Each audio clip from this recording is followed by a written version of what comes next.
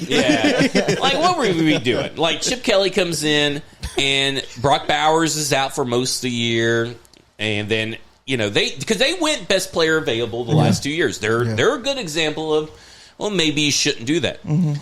But now that you have a quarterback coming in Fernando Mendoza, now that you have Clint Kubiak there as head coach, well, Ashton Genty's stock should be through the roof, right? Like, so I get the argument that maybe the Raiders weren't really ready for Genty. But I would make the argument that the Titans are, because the Titans have their quarterback. Yep. He's shown to thrive better when there's a run game behind them. I think that Elikai Manor is woefully. I'm not saying that he's like a wide receiver 1 or a high end wide receiver 2, but I think he's woefully underrated by this fan base, in the sense of everybody thinks Chimere Dike is your wide receiver 2 opposite Calvin Ridley, and I'm thinking, well, why not? I hope you feel that in your blood. He's an all-pro. But he's on our podcast thinking you should watch it. If you driving, man, it's good for you to listen. No, we keep it real. No, we spit it raw. Sports dialogue. No, it's good if I'm involved. No, we're not the news. We just cool dude with nobody to impress. Just talking our shit. Call it Pressman Coverage. Pressman Coverage. Welcome into Pressman Coverage, a podcast dedicated to you, the fan. Today I'm excited, dog. Yeah. Oh, dude, you ain't lying. I'm excited, dog. I'm excited. I'm a nerd at heart, and I've got maybe the biggest nerd in Titan media. Probably. That sounds crazy, but before we do that, I got to introduce the crew. I'm gonna take my time. All right, I'm gonna calm down. Captain Cody Moore, talk to the people, baby. What's going on, fellas? Can I just get a quick little rant out, just real fast? Talk your talk. Okay. I got a problem with fanatics. I'm going to take this. I'm going to take this back to 2025. Oh goodness. Chimere Dike. Not 6 I months wanted ago. his jersey. Why couldn't I get his jersey? They thought it was an inappropriate word on the back of his jersey. And I kept on getting flagged. So now we speed this up to 2026. Titans drop a new logo. My birthday's coming up. My wife wants to surprise me. She gives me a nice little crew neck. I open it up. Wrong freaking logo on it. Zach? Listen, I walk into this studio, and I'm pretty sure Randall has my the hoodie, the exact hoodie I wanted to wear or wanted to have. So I think here's what happens: that they're all still made by the same company. So Starter, right? Like that's a Starter hoodie, and I think they share the same product code. Okay. And so if I had to guess, I bet the old product code for the logo I got, that's the old logo with the flame on it, I bet that it's the same product ID. Wow. And they don't know that they have the same product ID. Now they're handling it. Alexa was great. I just hate having to get onto the chat. I got onto the support chat. Well, if I walk in, that's my hoodie. Yeah. So my wife goes to the customer support thing. And they try telling her, like, yeah, we think you kind of got the one and only one that was misprinted. That was verbatim what they said. And my wife was like, what? They've been given the There's script. no way. They've been given the script. They've been given the script. How you feeling, Randy? Man, I'm good, man. I'm good. I mean, I'm glad I got the right merch. You know what I mean? Yeah. So, Congratulations. You haven't been screwed. But, man, we are here, man. We're excited to have Zach here. Man, I mean, he's a pioneer in the space, man. Yes, sir. It's everything, we hope for and to build, too, man. He's a dog. We're about to get married. He's a dog. Everything I've ever hoped for. I mean, drop on the knee, Randy. What's Golly. going on, man? Relax. I know you got the candle lit, but what's going on? Look, I'm married, man. I was just checking. Randy got a fresh cut. He's like, I'm ready to drop to a knee talking to Mr. Lyons. That is crazy, man. But, man, it's an honor to have Zach here, man. Ladies and gentlemen, Mr. 104.5 himself, Mr. Football and other empire. Yeah. Zach Lyons. Yes, sir. In the building. Now, how long have y'all been doing this? Man. I think we're almost at a year. Okay, y'all have the nicest setup for it. Ain't nobody doing it like us. Like, I mean, because we used to just do, first off, we didn't have video when we started. Like, it was just audio only. And we were doing it in our in one of my guest rooms downstairs at my old house, and like we converted it to an office, and we didn't even have video then. And then when we finally got video, it's single camera, one camera. Like, you guys got 4 cameras, 5. I mean, like, this is a nice setup here. So props to you guys. Yeah. No, man, Well, we started out at Lim's house. That's right. And the From middle the good old piece was bookshelf. on like a box. It was just a helmet. And we just put a bunch of little random knickknacks around. And we were just like, we got to take it up a little bit higher. Just a little bit. Just a little bit. So. Speaking of taking it up, it's time to take this interview to the next notch. No, I don't know what that means. But tell us about the origin of Zach. Where in the world, how did you become a Titans fan? How did you end up in the media space? How did this all come about? Oh, boy.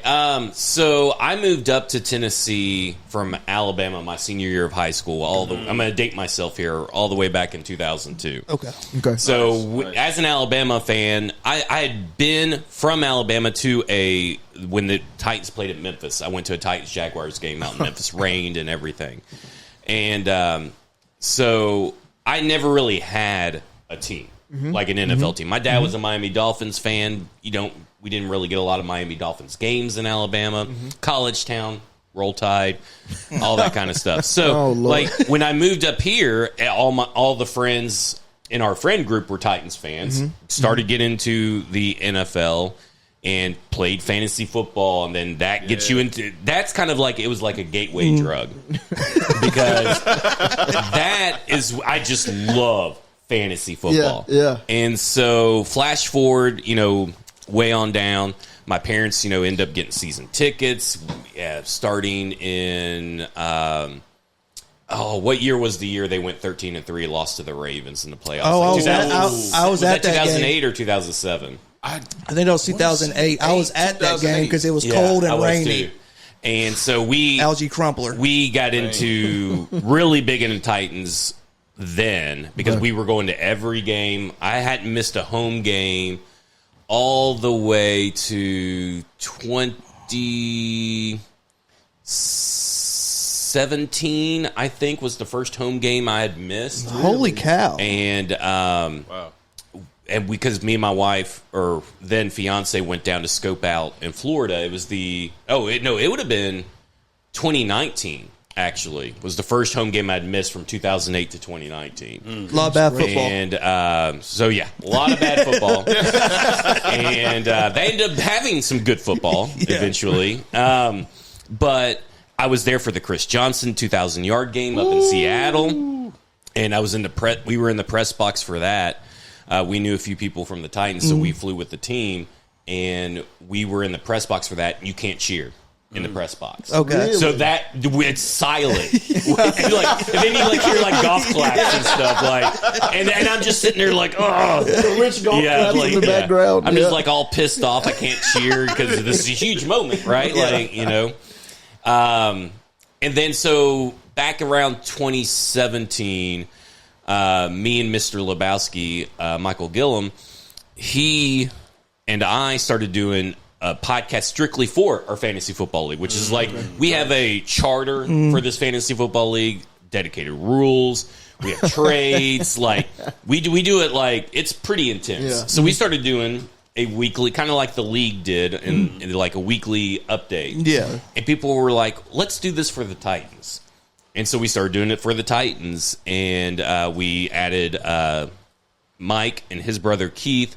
We added my now brother-in-law, DJ EJ, Eric Janer. He was our producer, so that's when we started getting better mics and this and that. Okay. And many iterations of the podcast. And eventually, I guess now what year is it now? 2026 would be 2 years. So 2024, my wife had said, I didn't know she had set alerts, and I had already seen the job posting for the hosting job at 104.5. And I was just like, I just don't know. I just started my realty business and, with Keller Williams, and I was just like, I don't know. I don't think I'm going to do it. And a couple of days later, she told me that she got the alert. She goes, have you seen this job posting? And I go, yeah, I just don't think I'm going to do it. She goes, you should. And so I applied, had a bunch of conversations. Like, I'm telling the producer up front, or the program manager up front, I'm like, hey, man, I'm an Alabama fan. I know you guys are all University of Tennessee, but I'm an Alabama fan. He goes, no, that's perfect because we have too much orange around here. And I'm like, okay, sounds good.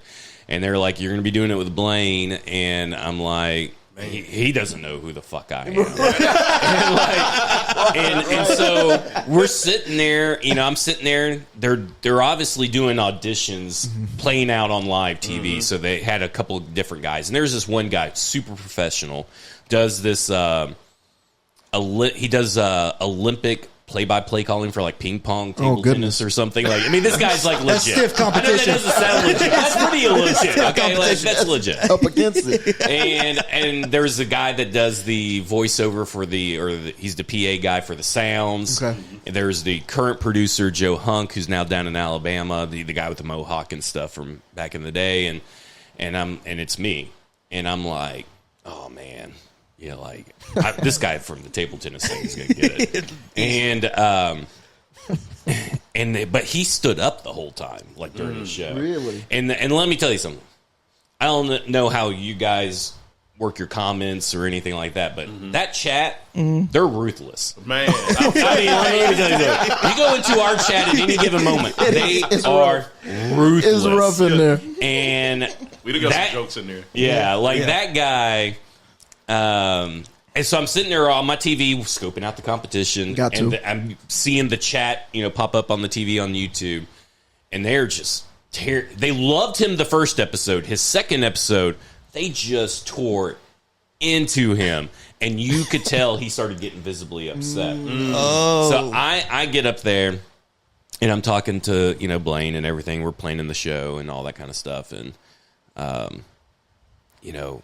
the chat, starts in like, who's this dude? Like, who the fuck is this? And, like, all this stuff. And Blaine goes, you okay? And I go, what? And he goes, the chat's kind of tearing into you. And I go, I don't give a shit. I don't know any of these people. Can I even cuss on this show? I didn't even ask. No, you're good. Okay.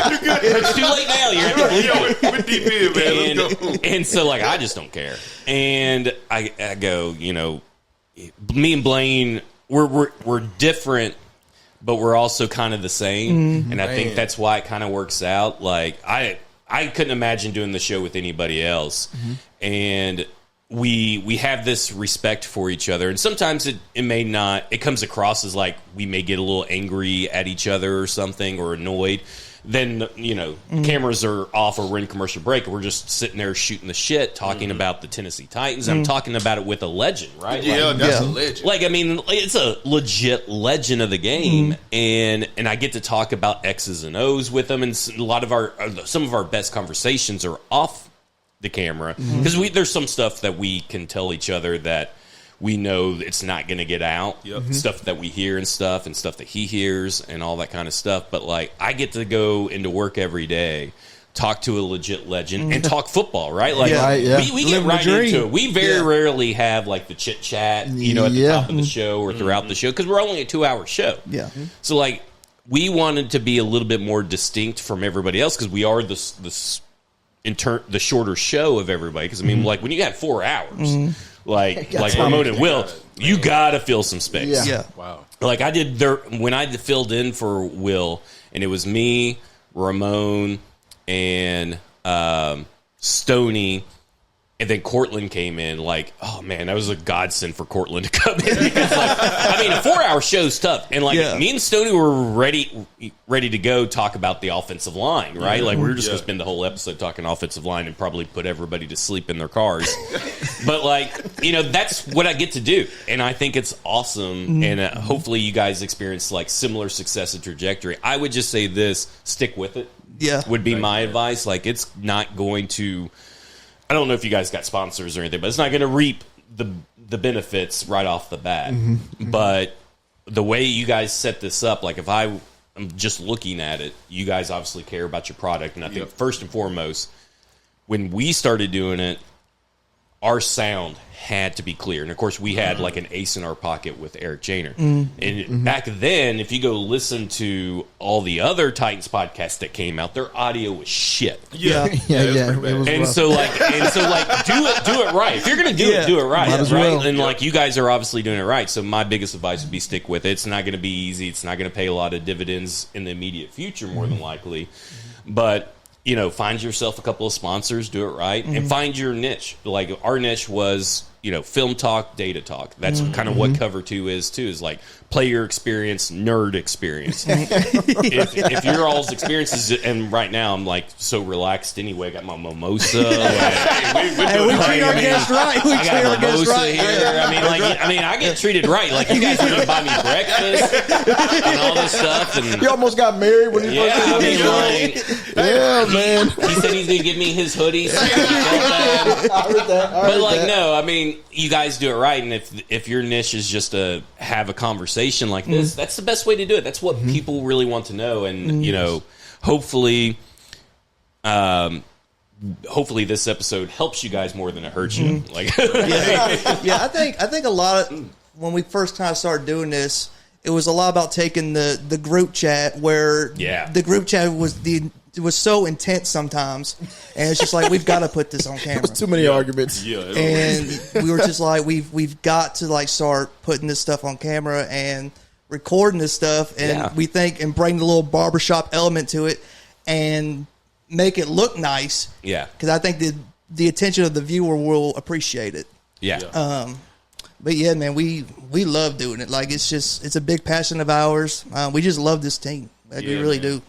I was gonna say I agree with Cody on everything for the first time. So yeah, we love this team, man, and the passion that goes into content creation and essentially just covering the team that you love it's one of the best feelings. But I wanted to ask from that aspect. I think it's so cool with experiencing like when I'm watching Cover 2 and how you guys take phone calls and you're able to improv like on the spot like that. Like, can you speak to like being able to fire off like on the cuff like that, or where fans are calling in and that type of engagement? Yeah, you have like a second to process that. My brain needs to be defragged. Like, y'all remember when you have to defrag computers? We were talking about something last night, and at my parents' anniversary dinner, shout out 44 years. Unbelievable.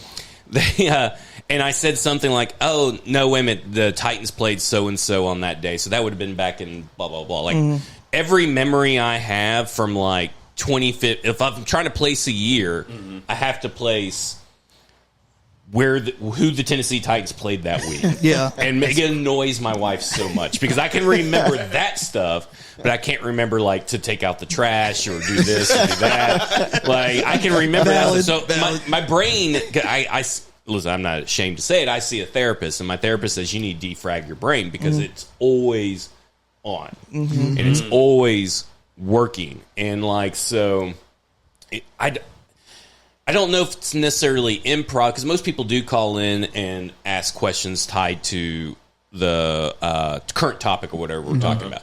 But after the game, like when we're doing the post game show, that is just And people are calling in drunk. people will definitely call in. And listen, I'm pretty sure people call in to Cover 2 drunk sometimes. 100%. And listen, I don't know how my brain works and remembers and retains all this information. It's getting harder and harder as I get older. Like I said, I graduated, my senior year of high school was back in 2002. I mean, like that first Tobey Maguire Spider-Man movie had just came out. Like, I'm pretty old. That does put it more in perspective for me. Yeah, I'm just saying. I'm pretty old. Yeah. And so, like, it's getting harder and harder. I have to, because there is so much information out there available now. Like, I wish I could do it quicker, but like when Blaine asked, like, what was the 40 time? Like, I used to be able to remember, but now there's so many players that I'm covering or talking about or looking at, it's hard to do. So I have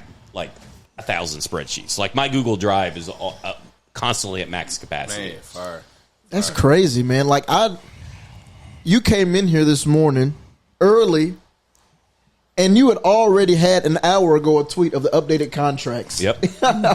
When we finally got our star tackle that hit the book. Oh yeah, Mr. Austin DeLucas. Deckless. No, but see, look at this. So I have stackinginbox.com, right? So I don't write as much as I wish I did because that was my first passion was writing. But this is my Titans off-season tool. I have every free agent. It's got to get a little updated, but Titans salary cap numbers, Titans cash tracker numbers, all the transactions, the people that left, how the contracts lay out. I do it. But see, that was my kind of corner of the Titans universe was that nobody, and still nobody does. People are trying to learn it. Nobody knows dead cap hits, incentives, cash, all that kind of stuff. Nobody knows the contract better than I do. And so I at least can take pride on that. I predicted Kenny Vaccaro's contract when he got that extension almost to a T. Wow. I predicted when also Big Jeff was going to come back after he got drafted, when he was going to come back. That's a Chargers game. I knew that he was going to be back around that time. The attention to detail is what I take pride in. And so when I come up with these numbers and all this kind of stuff, people always want you to guess, right? What do you think Calvin Ridley's restructure is going to look like? And blah, blah, blah, blah, blah. And I'm just I used to be able to do that a little bit better, but also I kind of have found out that it's just not good to guess.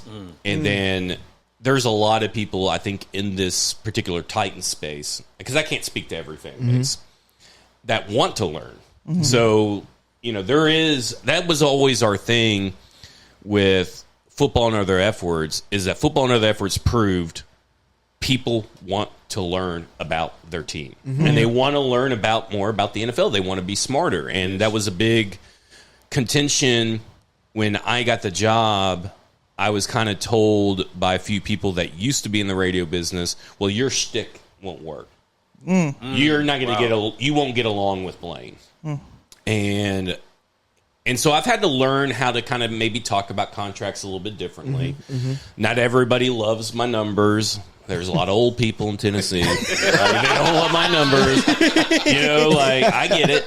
But at the same time, I know that there are people out there, or there are kids or adults or anything that are let's learn.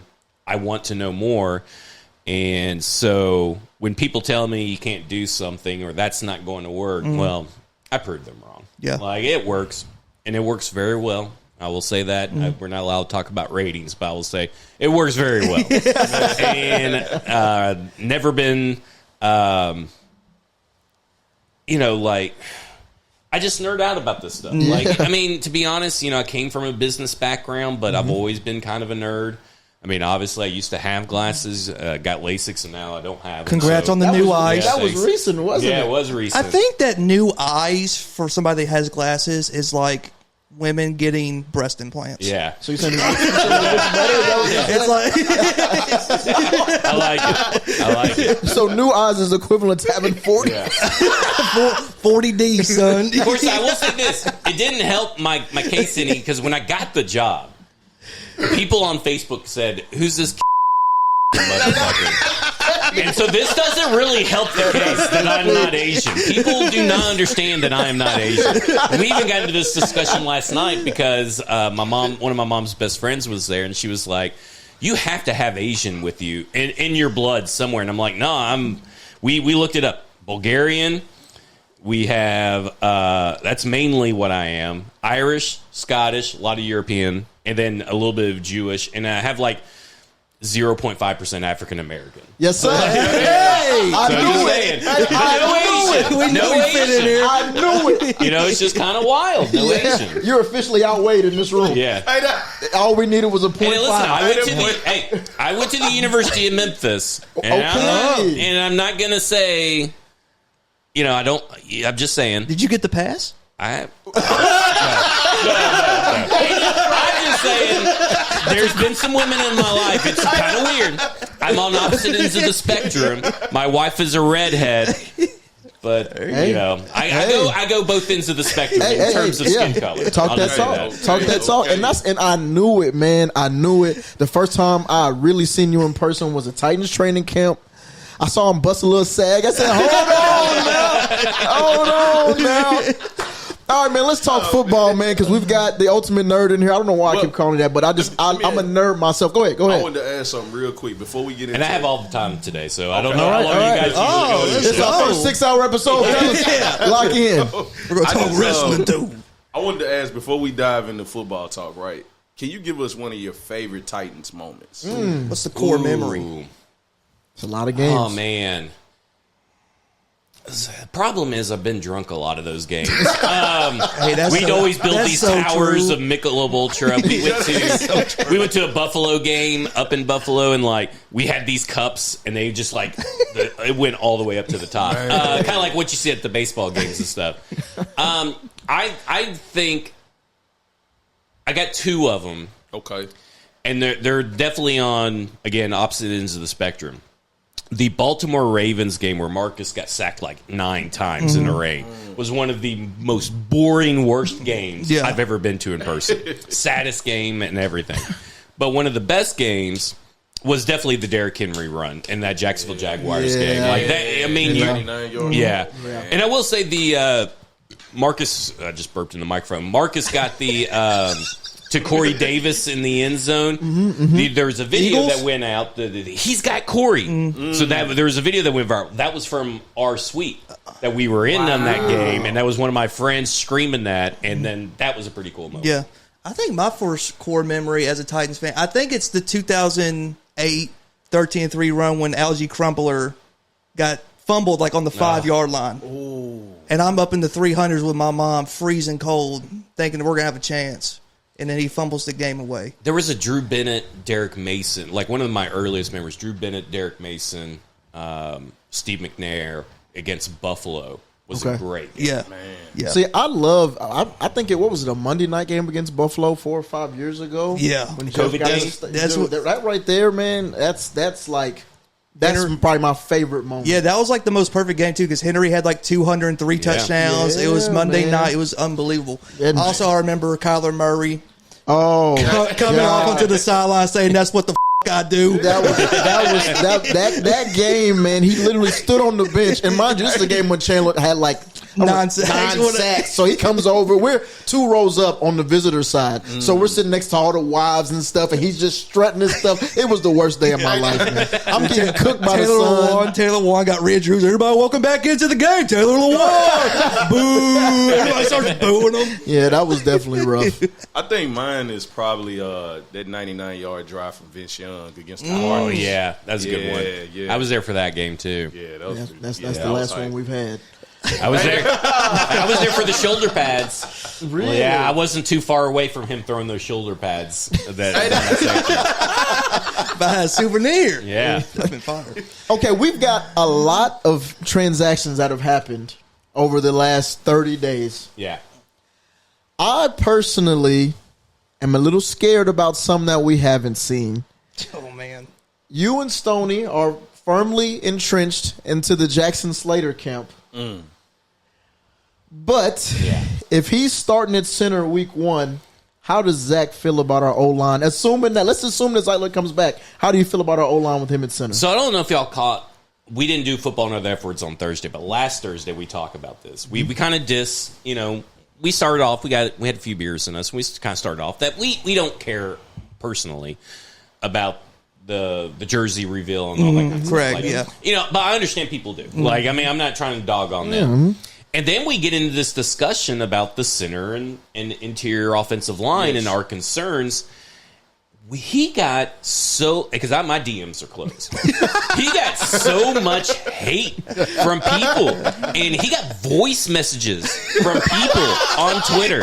He got like long ass soliloquies about how we were just jerks about the free agency process, and we were just kind of like shocked, because like people want to think that what they've done at center and right guard so far is fine. Well, guys, it's not fine. I think it's okay to say that. No. You have Cam Ward, right? Like, yes.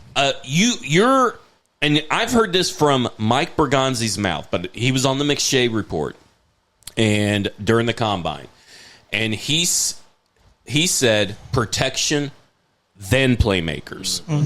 So to help a young quarterback, it goes really play calling, protection, playmakers. But in terms of player personnel, it starts with protection. Yep. Everybody wants to skip that and go straight to playmakers. Well, how's that working for the Cincinnati Bengals and Joe Burrow? He may never be the same. Yeah.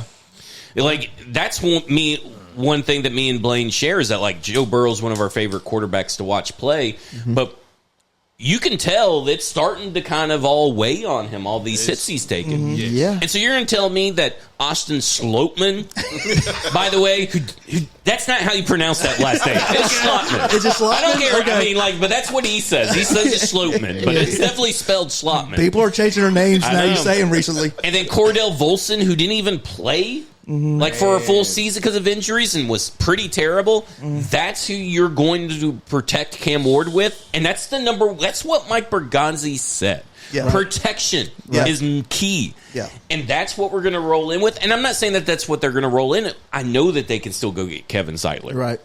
Kevin Zeitler is all right. I think he gets a little bit of a pass on PFF. Yeah. And I think a lot of stuff that J.C. Latham got blamed for is actually on Kevin Zeitler, but he's better than Cordell Volson. That's definitely true. I mean, I'm a big, and that's not because he went to Alabama, I swear, but I'm a big J.C. Latham guy, and he got better as the year went on. From his Hey, I was pretty frustrated. Yeah. I was pretty frustrated. I understand everybody's frustration with the penalties and stuff, but he's also a guy. I mean, this unit got better after Bill Callahan left. This unit will be good because of the coaching as well with Carmen Brasillo. But you can't roll out Austin Sloatman and Cordell Volson week one. Like, you can't roll those out and then expect that, Cam Ward's going to be fine back there. Now, you get Jeremiah Love, maybe that helps protection. You got Keelan Rutledge, who they've showed interest in. There's Alex Harkey they've showed interest in, who people think he'll go into guard. Emmanuel Pregnon from Oregon seems to have fallen out of the first round. Like, there are guys, but then again, you're still relying on rookies. Right. So you're relying on a rookie. You're relying on basically fat Corey Levin.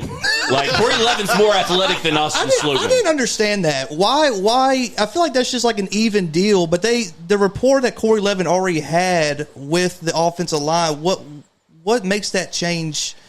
I guess the scheme fit. Like, if you look at Austin Sloatman's a big guy. Like, he ain't going to get to the second level and take down the linebacker. Corey Levin will. He's a guy that you have to go around. So I think it just comes down to that kind of scheme. Not saying Corey Levin can't do it, but Corey Levin is kind of, Austin Sloatman is just a younger version of him, right? I mean, Corey Levin was drafted by John Robinson in 2017. He's bounced around a few different teams. I mean, like, think about that, by the way, that he was one of the better draft picks of the John Robinson era. It was Corey Levin. But he bounced to Denver, bounced around to a few teams. He can't be a starter. He's great depth, but, it's kind of like trying to rely on Dennis Kelly. Dennis Kelly maybe can buy you 6 games, 7 games, but a full season of Dennis Kelly is not that great, typically. Yeah. So you can't do that with Corey Levin. So, in your opinion, do you think that they were like bought out of their market for like all the top centers? McGovern, of course, Linderbaum is ridiculous. McGovern caught off guard re-signing with the Bills. Yeah, Man, that was the death knell. Yeah, that felt like almost like a fourth quarter, buzzer beater shot. Like, it really felt close because I think I was watching Pat McAfee. I think that's where I heard that, but it was pretty much Josh Allen going to the gym and saying, "Hey, like, you can't let him reach free agency." So it's just like, man, it's it felt like the plan that they had went complete left, and they had to pivot like on the spot with that. And then you see K. May's contract, and I lose my mind. Like, we have plenty of money. What are we doing? That was the thing that kind of made me mad, was that Cade Mays is $4 million per year difference between him and Sloatman. You still have Graham Glasgow out there. You still have Ethan Pochik still out there. I mean, there's guys that probably would have. I think what happened is, to your point, and you kind of hit on it too, was that it just didn't go their way. Yeah. And sometimes that happens. And when things don't go your way, there's a little bit of a panic. I know for a fact Dan Moore was a panic signing. Yeah. Because I know for a fact they had their eye on Jalen Moore. Then Jalen Moore all of a sudden goes to Kansas City.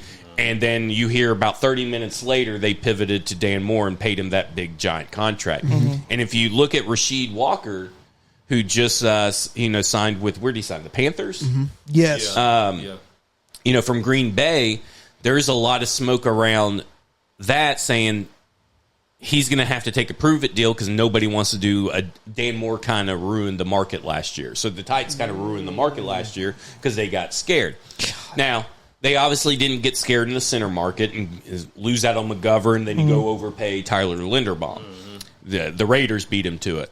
But I do think that this market, that's the issue with this whole thing, free agency, is that there's a lot of stuff. There's 31 other teams. So you got 31 other bidders.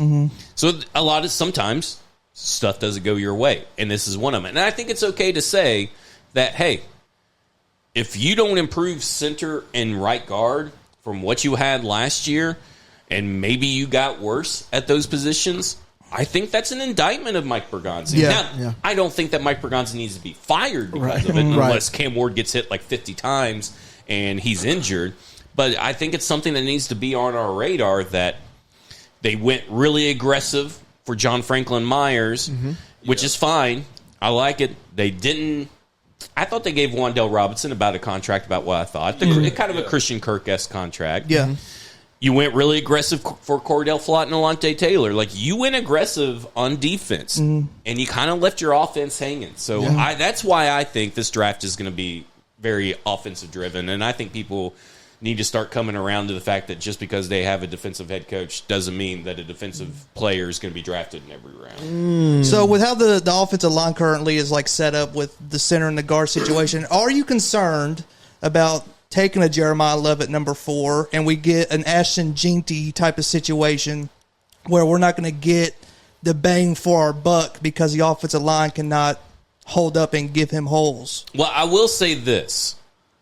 My concerns with the offensive line is not run blocking. Okay. So Cordell Volson is a pretty scrappy run blocker. Okay. And like we talked about with Schlotman, he's a wide guy, so he's going to be able to. It's going to be hard for defenders to get around him to get to the running back. So no, I'm not concerned technically. Here's the thing, and that's a great question because I think that there's so many ways you could take the Jeremiah Love discussion. Yep. But I look at it from a fact of he's a home run threat. God, now, McShay, I was just listening to McShay's running back podcast, and he calls him generational. I'm not going that far.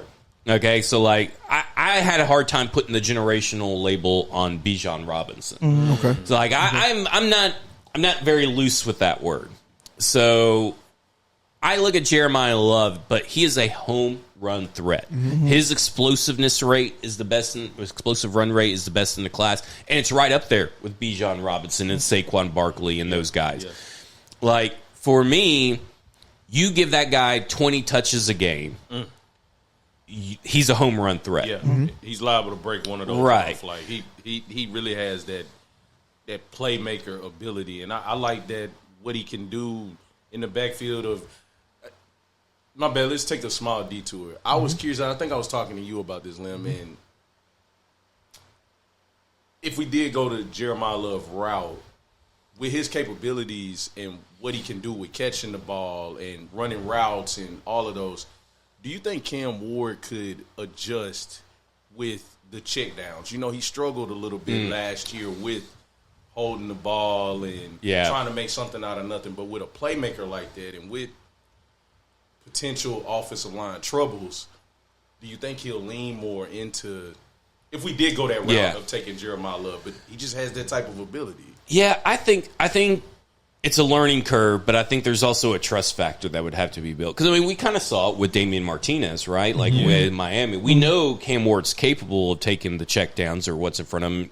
I think that his whole offseason, we don't take into account for rookies everything they go through before they get to training camp or OTAs. Yeah. They're doing interviews. They're doing, media hits.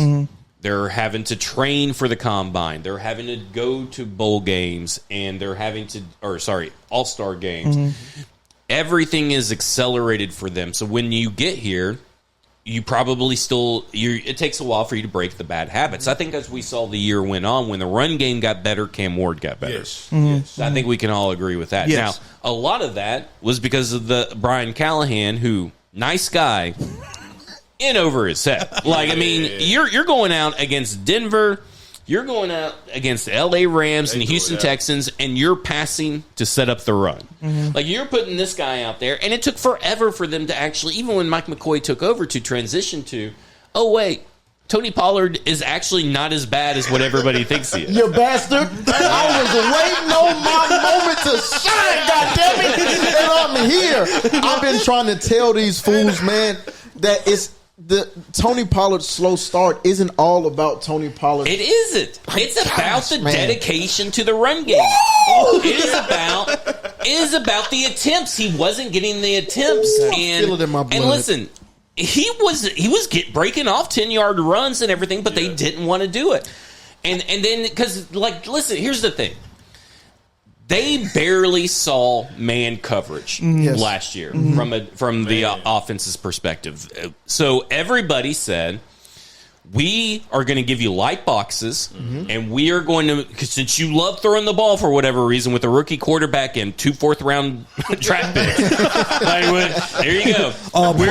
We're gonna just fill up the passing lanes, and instead of just staying dedicated, staying patient, and because I know run pass is a huge joke, for the Tennessee Titans.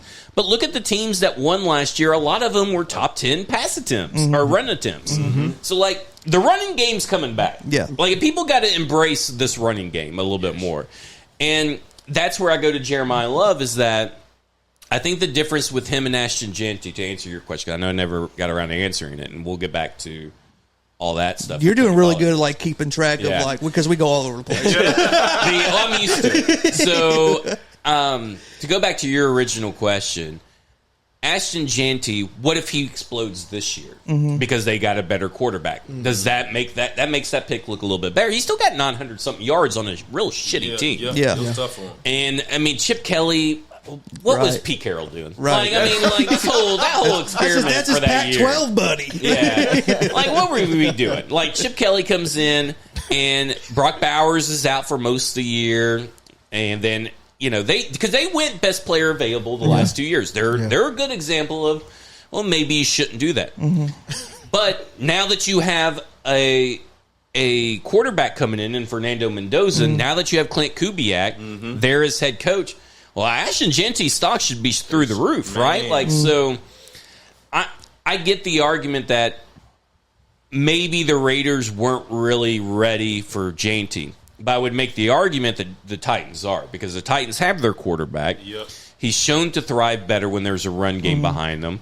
I think that Alec Manor is woefully, I'm not saying that he's like a wide receiver 1 or a high-end wide receiver 2, but I think he's woefully underrated by this fan base in the sense of everybody thinks Chimere Dike is your wide receiver 2 opposite Calvin Ridley, and I'm thinking, well, why not? I hope you feel that in your blood. He's an all-pro. But he's an all-pro returner, not an all-pro wide receiver. And I think Chimere Dike will be a better wide receiver this year than he was last year, but I think also Alec Manor will. He showed last year that he was the better wide receiver. Now, does that mean that you can't or shouldn't upgrade those spots if that becomes available to you? Absolutely, you should. Yeah. But I also think this idea that you need an X receiver or a Z receiver or whatever for Brian Daboll's offense is also... I think that if you kind of looked at it, I wouldn't be surprised if their board looked like Jeremiah Love, Arvell Reese, Sonny Styles, then Carnell Tate. Interesting. I would not be surprised if Carnell Tate's higher on their board because of Brian Daboll. And, he got his guys last year. He pounded the table for Jackson Dart after Cam Ward went off. He pounded the table for Cam Scatterbo. I know that's 4th-round pick. But, like, he pounded the table for Malik Neighbors. I could see him in that room. I may not agree with him. I could see him in that room pounding the table for Carnell Tate or Jeremiah Love. And I think that the way that Mike Bergonzi said it on Peter Schrager's show, he said there's more help coming for Cam Ward on offense. I don't know. It just sounds like this is going to be an offensive-driven draft. And for Jeremiah Love, I don't think he's a running back. I think he's a playmaker. And if we're going back to what the 3 Ps are, play calling, they got it with Brian Daboll. Protection, still need. You can't fix protection. In the works. It's in the works. Yeah. It's under construction. And then playmakers, Jeremiah Love is a playmaker. Yeah. There's just no other way. His stats line up with Saquon Barkley and Bijan Robinson. If you look at 62% of here, let's nerd out real quick. 62% of elite running backs or 62% of running backs that met this requirement turned into elite running backs. That is a 10-yard split of 1.55 or faster, and a breakaway or explosive play rate of 13% or more. So explosive play rate, run rate. And he's at 19.1 according to my metrics in explosive play rate, and he ran a 1 I think that he actually ended up running a 1.49 10-yard split, if I'm not mistaken. So if you look at that and you look at Jeremiah Love, he is just behind Chris Johnson, Jahmyr Gibbs, and Saquon Barkley in terms of both those metrics. And I know that Jahmyr Gibbs is a popular comp for Jeremiah Love. I think that kind of does Jeremiah Love a little bit of service, and I like Jahmyr Gibbs. Yeah.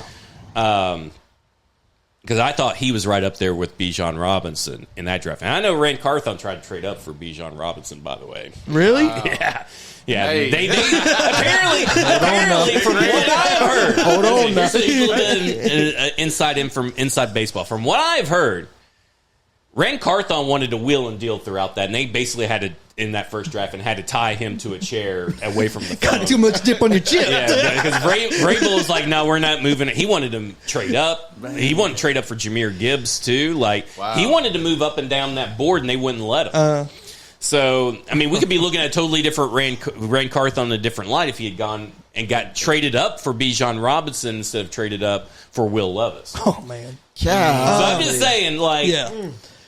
So this situation's set up for Jeremiah Love. I'm not going to be heartbroken if it's not Jeremiah Love, but I really feel it's Jeremiah Love. I know there's a lot of smoke and everybody wants to ignore the smoke. I think there's an actual fire. Yeah. So kind of wrapping around back to like the Tony Pollard discussion.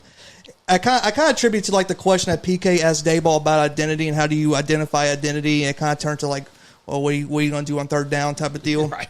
A terribly worded question. Right. So to me, Tony Pollard is somebody that can't turn a 20-yard gain into like a 60-something yard gain. Watch your mouth. Hit the explosives. So that's the reason why I'm team Jeremiah Love. Kind of get rid of Tony Pollard. Get rid of him. Get rid of him. Get him out. Get him up out of here. You can keep both, but I do think that there is a trade opportunity if you were to draft Jeremiah Love. So fair.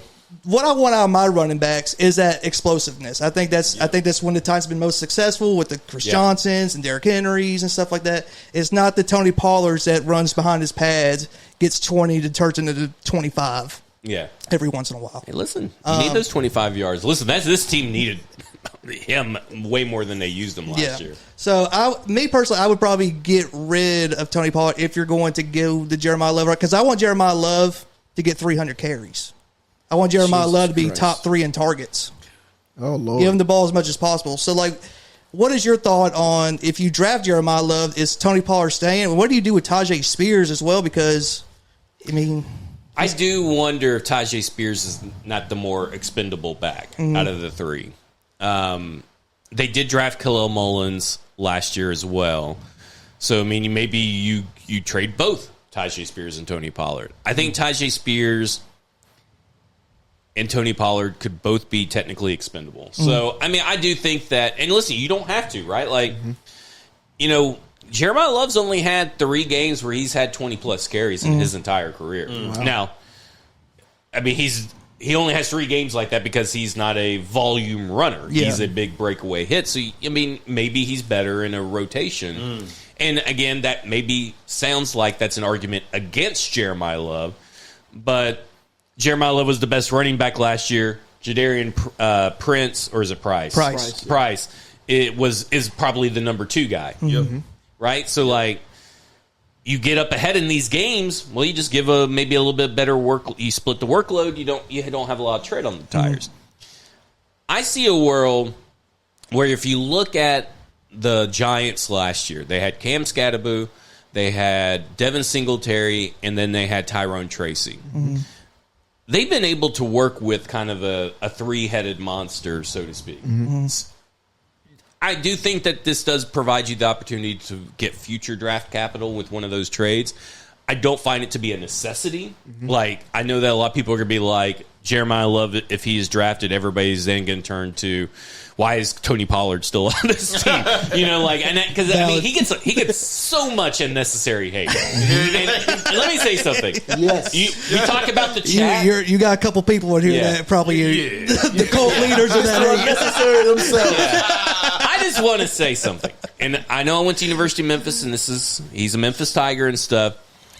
Tony Pollard gets way too much hate from this fan base, and it's not. And I get your point. About Lawson. I get your point about he's not a guy that's going to take the ball and suddenly be 60 yards downfield. He's not Derrick Henry. He's not Eddie George. He's not any of these guys. But he's a good running back. Like, he can pass catch. He could play all 3 phases of the game at an above average NFL level. And even in this whole offense last year with the mess that they had in 2025, he still got 1,000 yards. And he's being put into a role he's not really suited for, right? Like, he's not suited, and I think he's done an admirable job. But at his best is when he is the change of pace back. Go back to Ezekiel Elliott, Tony Pollard. You want to talk about explosive? Go watch that. That's problem is he gets over here. They don't know how to do a 50-50 split with him. They don't know how to make it work with him and Tajay Spears last year, or in Brian Callen's first year. And then not only that, Tajay Spears can't stay healthy, so he turns into a back that has to carry the bulk of the offense, and he's not built for that. Not meant to be a bell cow. Yeah. And so this year's kind of more of the same, but you saw that they were able to split it. So I do think like if you got Jeremiah Love and Tony Pollard and you trade away Tajay Spears, I wouldn't be surprised. I mean, you may not get a lot, but I wouldn't be surprised that it's Tony Pollard, kind of DeMarco Murray and Derrick Henry, except for kind of in reverse, where Jeremiah Love is DeMarco Murray, Tony Pollard, the vet, is Derrick Henry. So, I do think that's a long way to say. I think someone's going to get traded. I just don't know if it's necessarily Tony Pollard. Okay. It's time for you to feel that in your blood, because I've been over here, man, and I think it's the 5% in you that's really talking to that 0.5% that's talking to you. Okay, don't choke. Okay. I'll be talking about water. All right, man. I am a little nervous about our wide receivers. I'll tell you why. I think we are going to run the ball more. And all of our wide receivers, I know that, Chimere and Ellick have decent size. Calvin Ridley's not small either. But I don't know if any of them are known as, Ellick can block.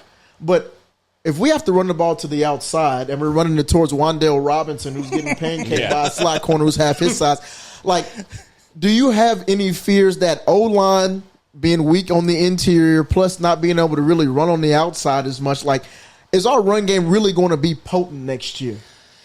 Yeah, I think it can be. And just because you can create kind of this illusion of with Chimere DK or Calvin Ridley where you put them in motion.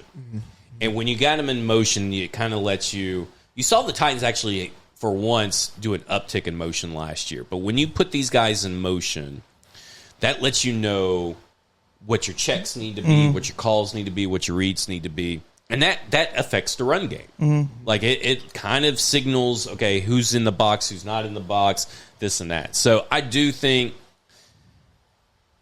a couple of these guys will have to learn, but I think that's why you've seen them bring in Daniel Bellinger, Kylan Granson. You have David Martin Robinson and Gunnar Helm. And Gunnar Helm improved on his blocking throughout the year, but I think that's why they brought in these guys, because I think they're going to maybe run a little bit more 12 personnel, which is kind of the trend now. The trend now is running a little bit more 2 tight end sets. And I think that's how you kind of get the run game going. You see the 3-by-1 bunch formations from Brian Daboll, where he splits out Dawson Knox back in Buffalo all the way out. Right? So you put Gunnar Helm all the way out, single side, got all these wide receivers here, and you can run the ball that way. So, it's almost... It's going to be very schematically driven for the run game to actually probably work.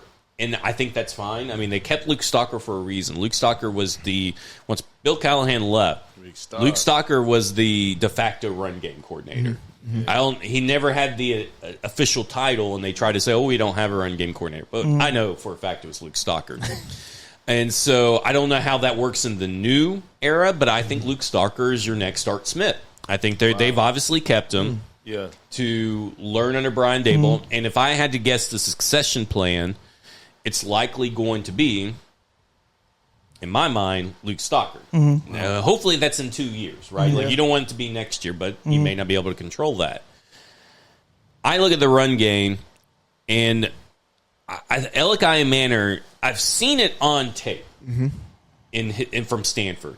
That dude's a mean-ass run blocker. He is. Yeah. He's aggressive. I have not seen that at the pros yet. Right. But again, he spent most of the offseason losing weight, training for pro days, and training to run a 40, which is entirely different than training for football. That's why Marvin Harrison didn't do it. He says, I'm just dedicated to football. It takes a while. Year 2, I think you'll see a big jump from that. Calvin Ridley, not a great blocker, right? So, I think Bryce Oliver's fine. Chimere DK's okay in that regard. And again, you don't want Wandale Robinson out there blocking. I mean, he's a little light in the ass. Right. So, but I think that's why they've kind of shifted a focus. And I know they brought in for a visit Jody Forston recently. And I think that's maybe a favor for a player who has been out of the league for a little bit, needs to get his name back out there.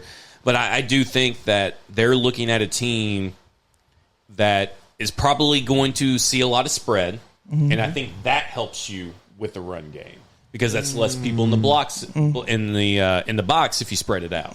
So I think that's going to be a lot of it. So I do think, your wide receivers need to block, and they'll probably still draft a wide receiver at some point in the draft that will probably be kind of that guy that can block as well. But I think the way that this system is set up, it's really not a traditional Earhart Perkins, and I've seen a lot of people say that it's definitely not. It's more like a college version esque, and I'm sure it's going to look even different than what he did last year. So I think that the run game will be fine, and it doesn't have to flow through the wide receivers. Okay. And that, I guess that's a long story, but. No, that's exactly what we're looking for. I'll tell you that. Okay. It always amazes me because you said that the teams nowadays are going back into 12 personnel, and I always felt like that's what the Titans were for the longest time. And then, of course, we switch. Yep. And now everybody's going back to 12 personnel, and now we're behind the 8 ball again. I think we're going to be a little bit quicker to it this year. I think what you saw last year was really the start of it. It's almost like the too high. Everything moves so quick. But it's kind of like the too high safety fad that has kind of popped up recently as well.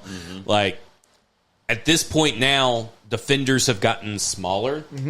And that was kind of Mike Vrabel's thing is like, hey, these guys are smaller. Let's just beat the crap out of them. Yeah. And I think now other teams have kind of caught up to that.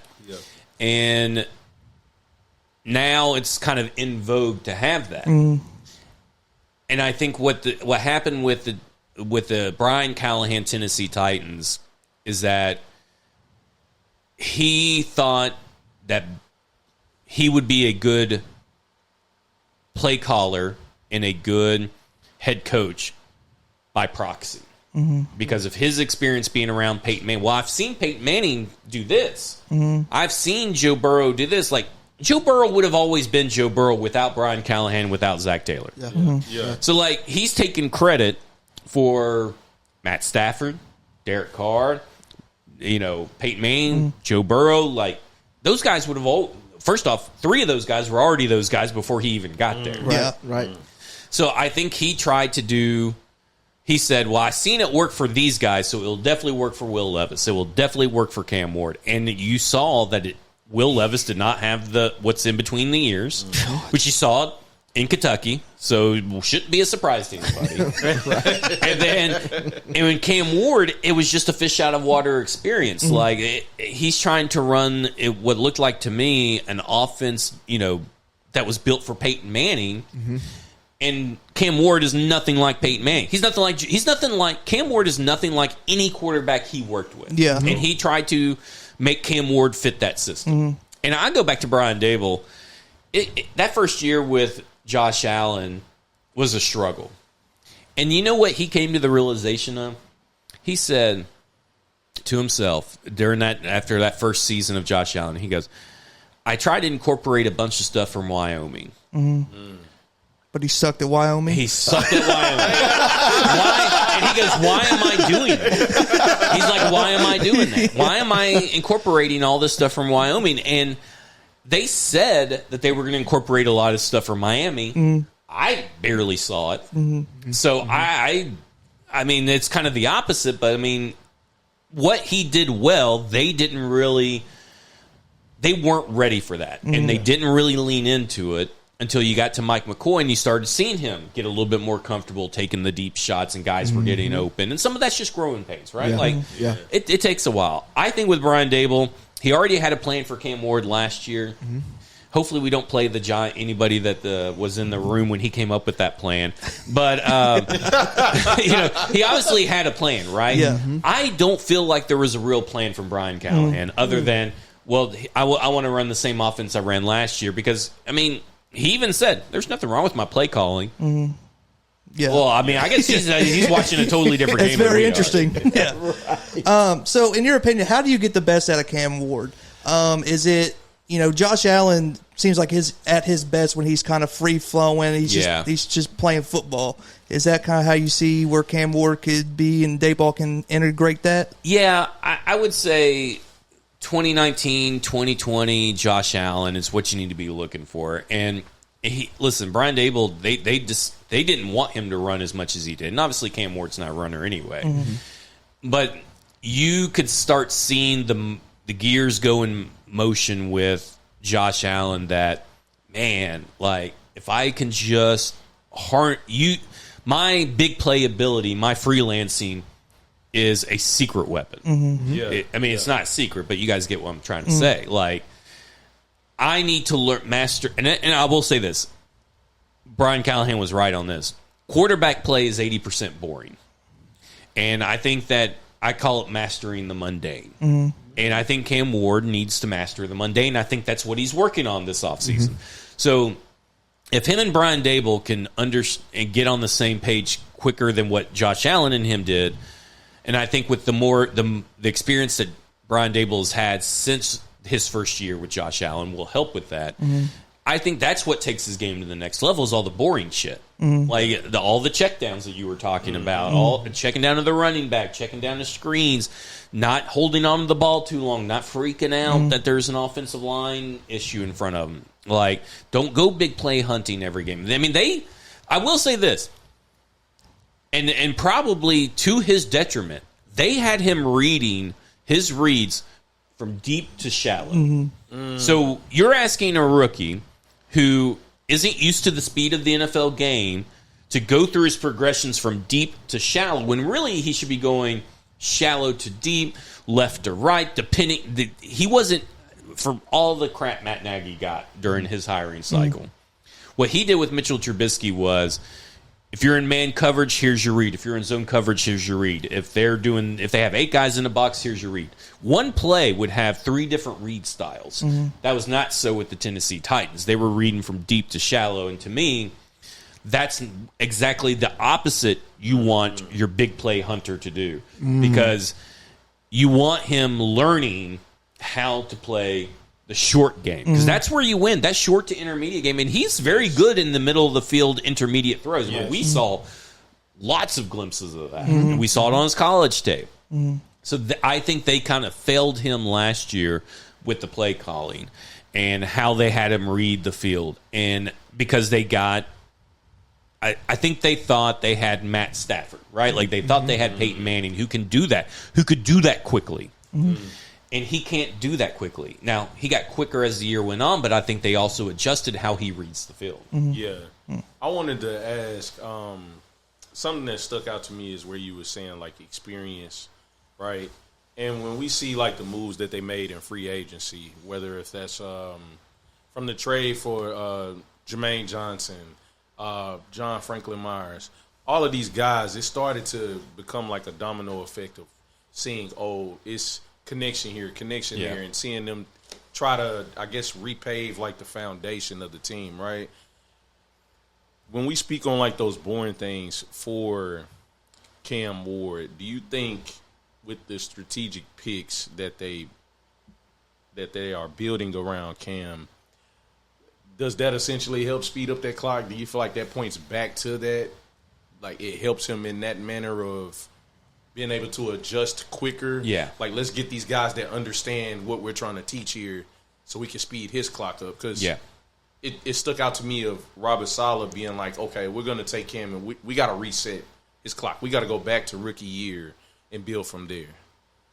Yeah, I think there's a lot of ways you could go with that. I would say that if you look at the free agency, and if you look at the last few free agency years of the NFL by large, they got a bunch of guys from losing teams.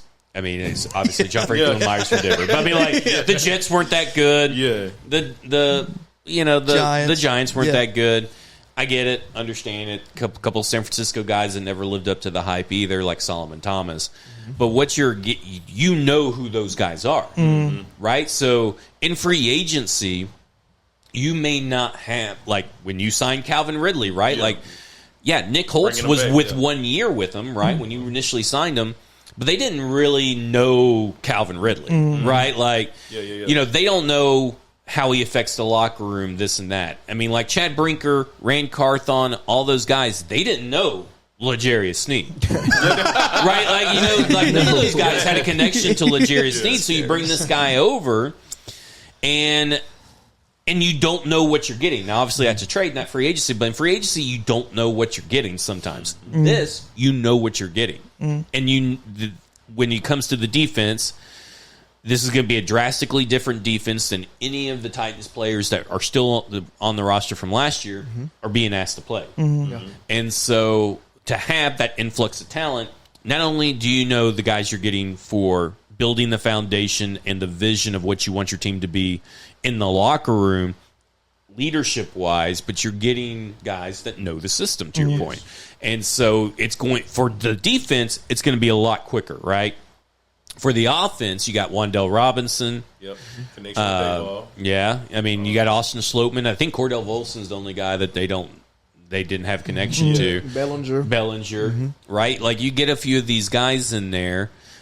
Calvin Ridley is familiar with Brian Daboll, right? Yes. From Alabama. Yes, so, like, a few of these guys are going to be able to speed up the process, to your point. Yeah. And not only is a run game a young quarterback's best friend, a defense is a quarterback's best friend too, because then the quarterback, the defense gets the other offense, prevents them from scoring point, a little bit less pressure on your quarterback. Yeah. So I look at how they built this team with guys that they are familiar with, guys that they know, and really the best players from those teams, right? Like, I mean, John Franklin Myers, outside of Quinnen Williams-Sauce Gardner, was one of the better pieces from that Jets team. And now he gets to come in, and he has, with Saleh, inside-outside versatility, where he didn't get to do that at Denver. So you got him with inside-outside versatility. You got Big Jeff with inside-outside versatility. You got Jermaine Johnson, who can sometimes go on the inside. Who knows where Femi Oladejo, like, they are going to do pass rush waves, right? Yeah. So, like, you got 8 players, pass rush waves. Think of all the combinations. I bet it's probably, 8 players, 4 or 5 that have inside-outside versatility. So think about all the combinations you can do to rotate keep an them all offense around. guessing. Yeah, right. So, like, that's going to help. Alontae Taylor and Cordell Flott really didn't play in the slot, but they have inside-outside versatility. Yeah. Marcus Harris, same thing. Joshua Williams probably is mainly an outside guy. Who knows who they draft? I mean, I still think that they're going to draft somebody. I just look at it and go, everything's going to speed up for this team. And I do think there's a situation. It's very similar to what the Patriots did last year with Mike Vrabel, right? I was just about to use that example. Yeah. Because some of those moves that year what Vrabel was making was like, dang, why'd he spend Nero? Why'd he go get Harold Landry? Or he took a lot of these guys. He went and got Dr. Gibbies. You know what I'm saying? Shout out Dr. Robert Gibbies. Spillane has a history with them. But it's like that culture building and that foundation of like, when you do those type of things, you can kind of like flip the team like overnight, essentially. Right. So I just think that was cool. Yeah, and I think that's a lot of it. I think a lot of these teams have started coming around to doing that. They're spending on guys when you have a new regime, guys they've worked with before, especially teams that are in a rebuild. And I think that the Tennessee Titans, obviously in a rebuild, this helps raise the floor. And what they're doing is like okay, they signed Kylan Granson. Kylan Granson's nothing to write home about, but he's better than Thomas Odukoya. He's better than, and I love David Martin Robinson, but he's better than David Martin Robinson. So some of these things are just about raising the floor. Like, you know, there's been a lot of teams or a lot of players that have made the Titans final 53 at the camp that wouldn't have made it anywhere else. Yeah. Like you are, thank God that you are in Tennessee, right? Because like you're on a practice squad somewhere else. Yes. And so now it's that back into the roster, this depth, the talent level is going to be raised. And I think to me that is the sign of a good roster that, okay, Kylan Granson is your third tight end. Well, that's better than what they've had in the past. And nothing to David Martin Robinson or Thomas Odukoya or, there's all kinds of, like, Michael Pruitt and all these guys. Like, no shade on them, but Kylan Granson is a better pro than they are. Yeah. And that also gives David Martin Robinson something to shoot for, right? He's now a little bit more motivated because he's not the de facto third tight end. Yeah. He's got to have some competition. And a lot of these contracts they can get out of. Like, they could cut Kylan Granson if David Martin Robinson makes them cut Kylan Granson. Like, he's going to have to come. It's like trying to give a roster spot to Xavier Restrepo. Like, everybody... Randy. Like, you can't just give Xavier Restrepo a spot because he knows Cam Moore. He has to go out there and earn it. And he didn't earn it last year. Like, I mean, it's just how it is. Now, can he still earn it this year? Right. But it's going to be harder for him because they're going to draft a wide receiver at some point. Yeah. So now you're talking about Calvin Ridley, drafted wide receiver, Elikai Manor, Chimere Dike, Wan'Dale Robinson. Yeah. That's a pretty good find. Bryce I like it. Good Then you got competition, Bryce too. Oliver. Like, good luck. And you still got Mason Kinsey, Hal Presley, and Xavier Restrepo on this roster. Don't know why, but they're still here. Thank you. And like, so... Agreed. But again, it's about building your roster to where you actually have NFL talent. When someone goes down, you're fine. Tennessee Titans, you saw it last year when they get that secondary got ripped to shreds. Like, they didn't have crap. And that's why I kind of wish they would have kept Darrell Baker Jr. That's one of my big. My favorite game of that was the Saints game when we're actually kind of hanging in there, and it was kind of like Kellen Moore was just like, "F all this, we're just going to throw it through Chris Olave." But you spoke his name. Oh, and gosh. I got a major problem with this guy. Okay. Oh, Lord. Femi Oladejo. Yeah. What did you see last year to give me any sort of hope, if any? Because You're coming to the wrong guy. You know that, right? Okay, so because I look at his stat sheet, and I will say that I am an ignorant fan. I look at his stat sheet, and it's 2, 2, 2, 2, 2. It's 2 tackles. Yeah. That's what he does. No sacks. I didn't see much from him. He's a second-round pick. He's a project second-round pick, man. But He see, played that's the 6 issue. games, man. That's the issue. Thank you do you. not take Thank projects you. in the second round. That's not Femi's fault, though. I know it's not Femi's fault. Like, I'm not hating on Femi the person, but Femi the pick, I think this is the biggest black mark to me from Mike Bergonzi's first year was the Femi Oladejo pick. Now, I'm rooting for Femi Oladejo. I'm rooting, and I think, listen, if you can't make it with Robert Saleh and Aaron Whitecotton, you ain't making it in the league. Man. Let me tell you that much. And so I'm very excited to see what they do. But I also understand this is a guy that, for on-field reasons, got taken away from linebacker and put down a defensive end over at UCLA. And then last year was his first year, and he gets injured. That sucks. But he is a second-round pick. And I know that people are like, well, you can't just hand him the job. I agree. But he does kind of prevent you from going defensive end high in the draft. And I think the way that they have spent, I would be a little surprised, unless the board fell a certain way, if they went defensive end in the first 3 rounds. And let me say this. Interesting. Let me say this about second-round picks and defensive ends and edge rushers. They suck. This ain't a Femi issue. This is an NFL weird. It's one of those things in the NFL that just is. You may get a Nick Benito, but you're likely not getting a double-digit sack guy. You may luck out and be the one guy that gets it. But if you start looking at over the last 5 or 10 years of guys drafted in the second round, they amount to nothing. They're all weak. And last year, the 4th-round edge rushers outproduced the 2nd-round edge rushers. Wow. And so I look at Femi Oladejo, and it's kind of like follow the money, right? Like in the NFL, in free agency, when Tony Pollard got signed, a lot of people thought, well, 50-50 split, blah, blah, blah, and all this stuff. Well, the money tells you Tony Pollard's your starter. There ain't no 50-50 split. Like, that's what the money tells you. That's something I've learned from Blaine over the years, is that, like, follow the money. Yeah. And the draft pick, a 2nd-round draft pick, follow the money. Like, Robert Saleh is expected to get something out of Femi Oladejo. And I think the people that think that, well, him and Jermaine Johnson will just rotate, maybe. But I think they play 2 different sides. And so for me, if they don't get something out of Femi Oladejo this year, that's a wasted pick. And and I'm not saying he has to be a double-digit sack guy. Get 7 sacks.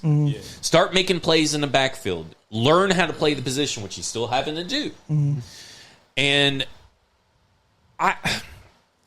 do you see anything? Yes, he sees something, man. I mean, look, he's having to go deep into his Rolodex to try to figure out something. Man, he fought hard day after day, I man. saw him get knocked over by a wide receiver trying to set 6 the edge, games, bro. and in that game he played, man, he was showing some promise. He was. You had to feel it in your bones that he was going to rise from the ashes of Africa and bring us back to prominence, man. I will say this. I was not a huge Femi Oladejo guy. I wasn't a huge Elikai Manor guy either. But, I mean, I thought Elikai Manor, those guys were projected to be 2nd-round picks. And now, obviously, Femi Oladejo was a 2nd-round pick. I think that was too rich. You want to take Femi in the 3rd or the 4th, where I thought his value was, I'm cool with that. I thought Elikai Manor was a day 3 guy all day long on tape. And I look at Femi, and he's basically, you're right. It's not his fault that he was drafted there. That's Mike Bergonzi's fault. Like, it sucks.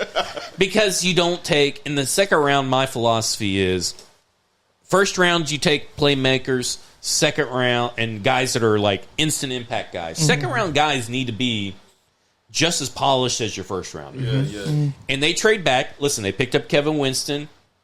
He got injured. Hate it so much that he got injured. But that guy's a dog. And you got him in the 3rd round. Yeah. And a lot of people love to play the game. Well, just imagine that you flipped them. That they took Kevin Winston in the 2nd, took Femi in the 3rd. Well, that's what people try to tell me about Isaiah Wilson.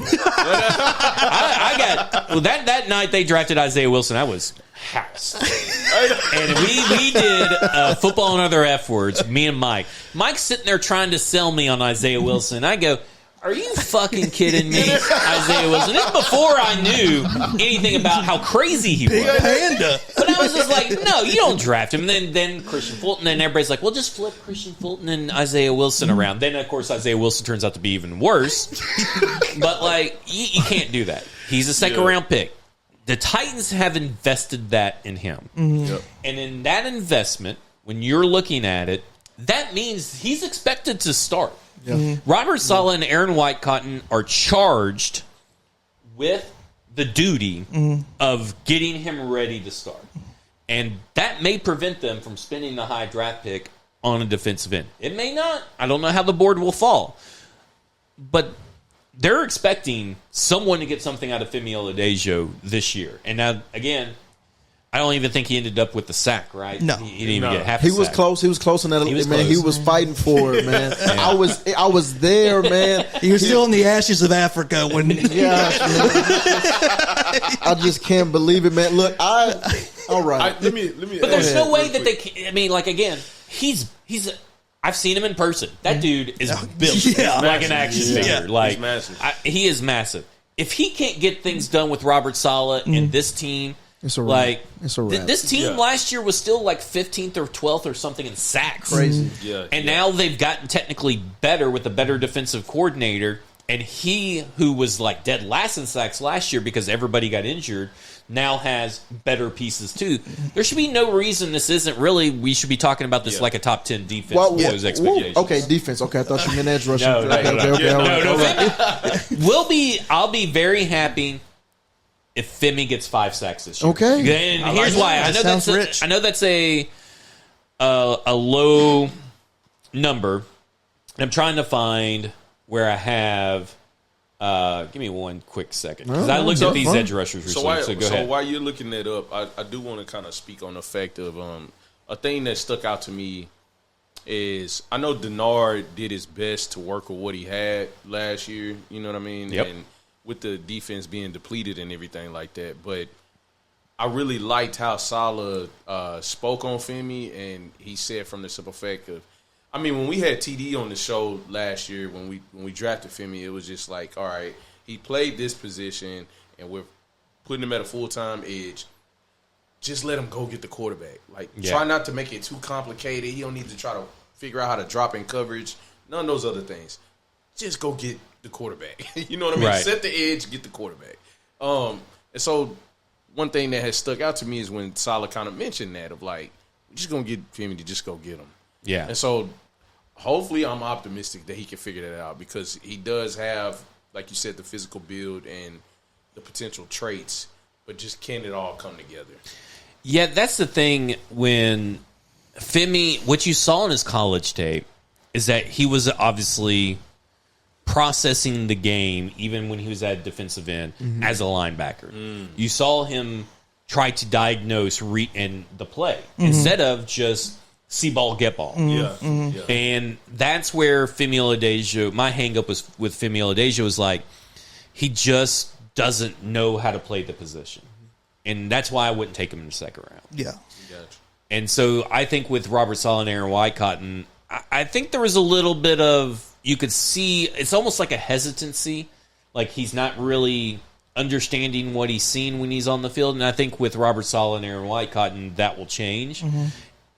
I look at Femi, if you take all the second-round edge rushers from, probably last 5 years, if I'm looking at this list correctly, last 5 years, he's projected to have, based on what they did from year 1 to year 2 to year 3 to year 4 to year 5, he's projected to have 9 sacks over a 5-year career.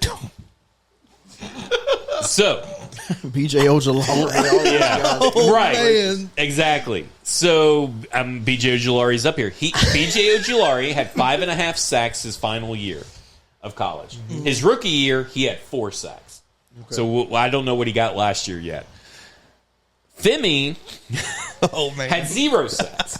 He was projected to really only have 1.4 sacks. And I think that if we would have probably saw it play out, probably would have ended up maybe with 2 sacks on the A year. big 2.5. I feel 2.5. Yeah. Right. And then next year, 2.5 next year, and then the year after that 3.1. Then it will dip. Apparently, there's a big year 4 dip for some of these guys. Interesting. It's very interesting. Yeah. And so I worry.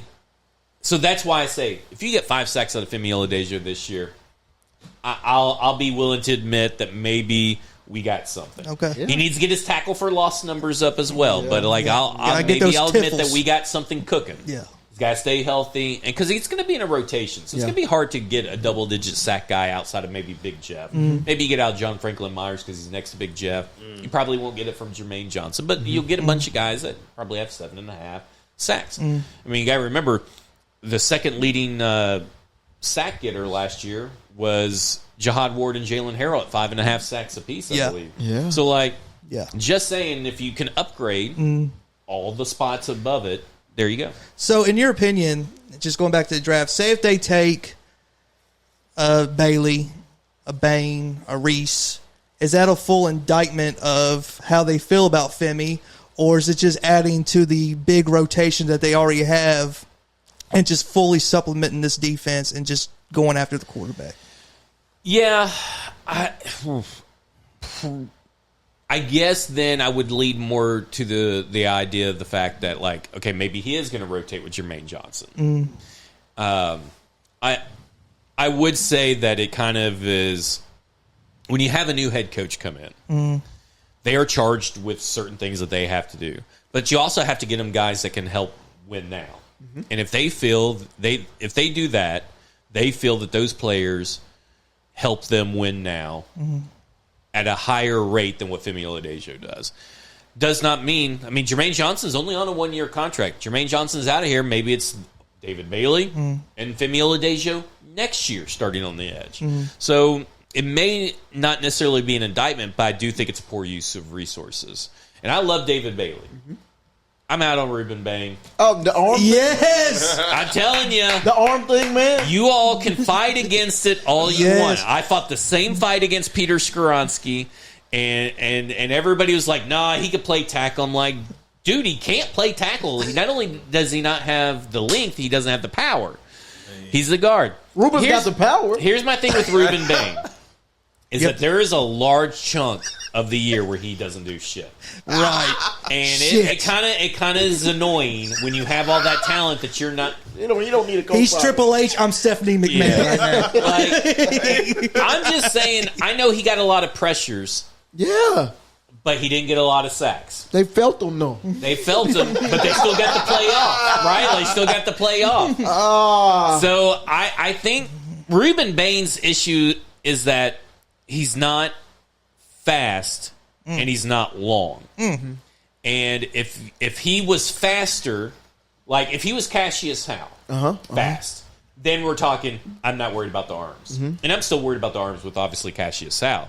But like Cassius Howe has a ghost move. Ruben Bain doesn't really have a ghost move. So like there's workarounds that Cassius Howe has. For Ruben Bain, he's got, I wouldn't bet against Ruben Bain.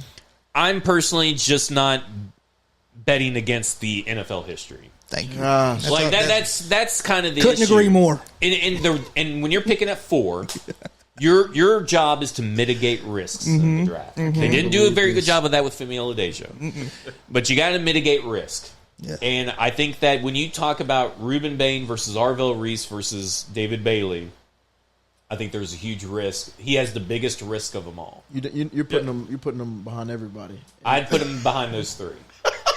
Or those 2. Tell them how you feel. How you feel about that? And listen, I'm not saying that you're wrong for loving Ruben Bain. What did No, you he's watch, wrong. though? What did he's you wrong. I'm watch? telling you, I watched a good chunk of the October and November where he didn't do crap. Okay. Let's talk about the big game. Yeah, but When I it mean, matters. how many big games are the Titans going to have? That's what I said.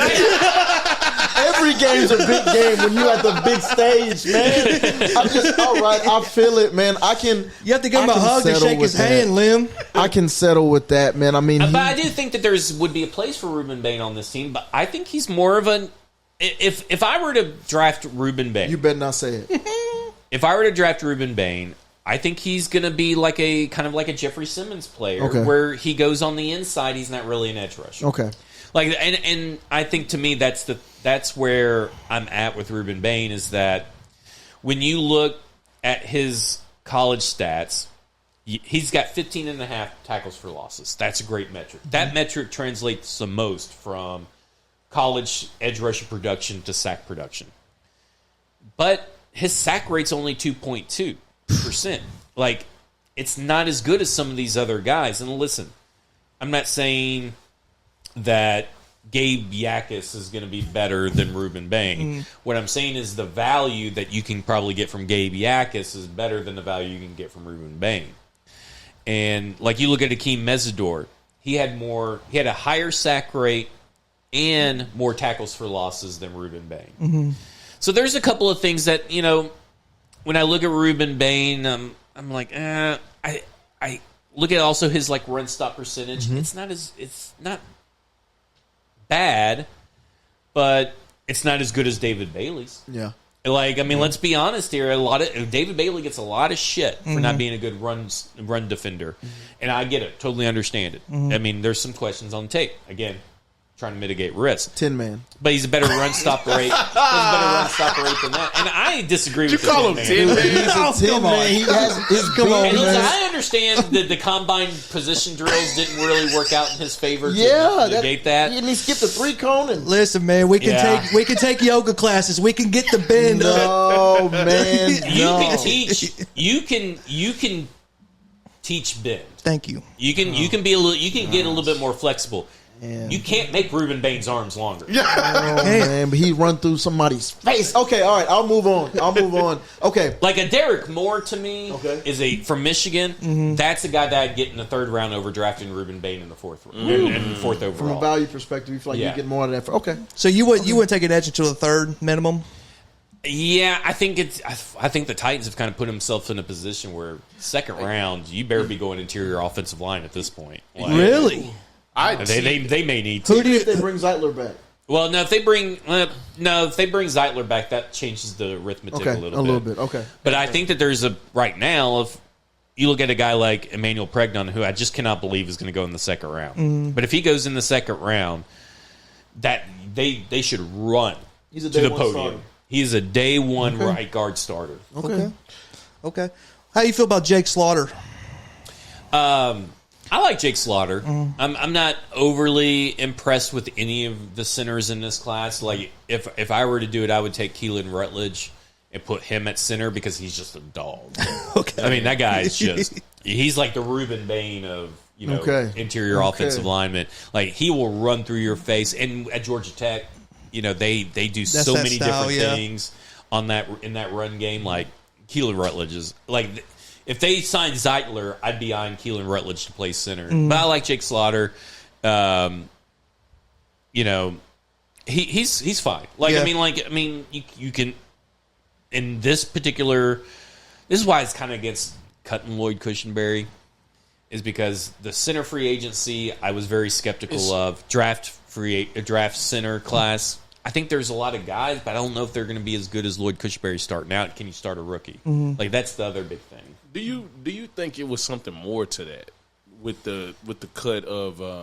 I just Lloyd? don't think they liked him. I mean, I know that he had a failed physical, but they also knew that if they were giving him a physical when he had after he just had shoulder surgery, he ain't going to pass it. Yeah. So they just Max wanted Crosby. out of it. Yeah, right. Like, I mean, they could have passed him if they wanted to pass him.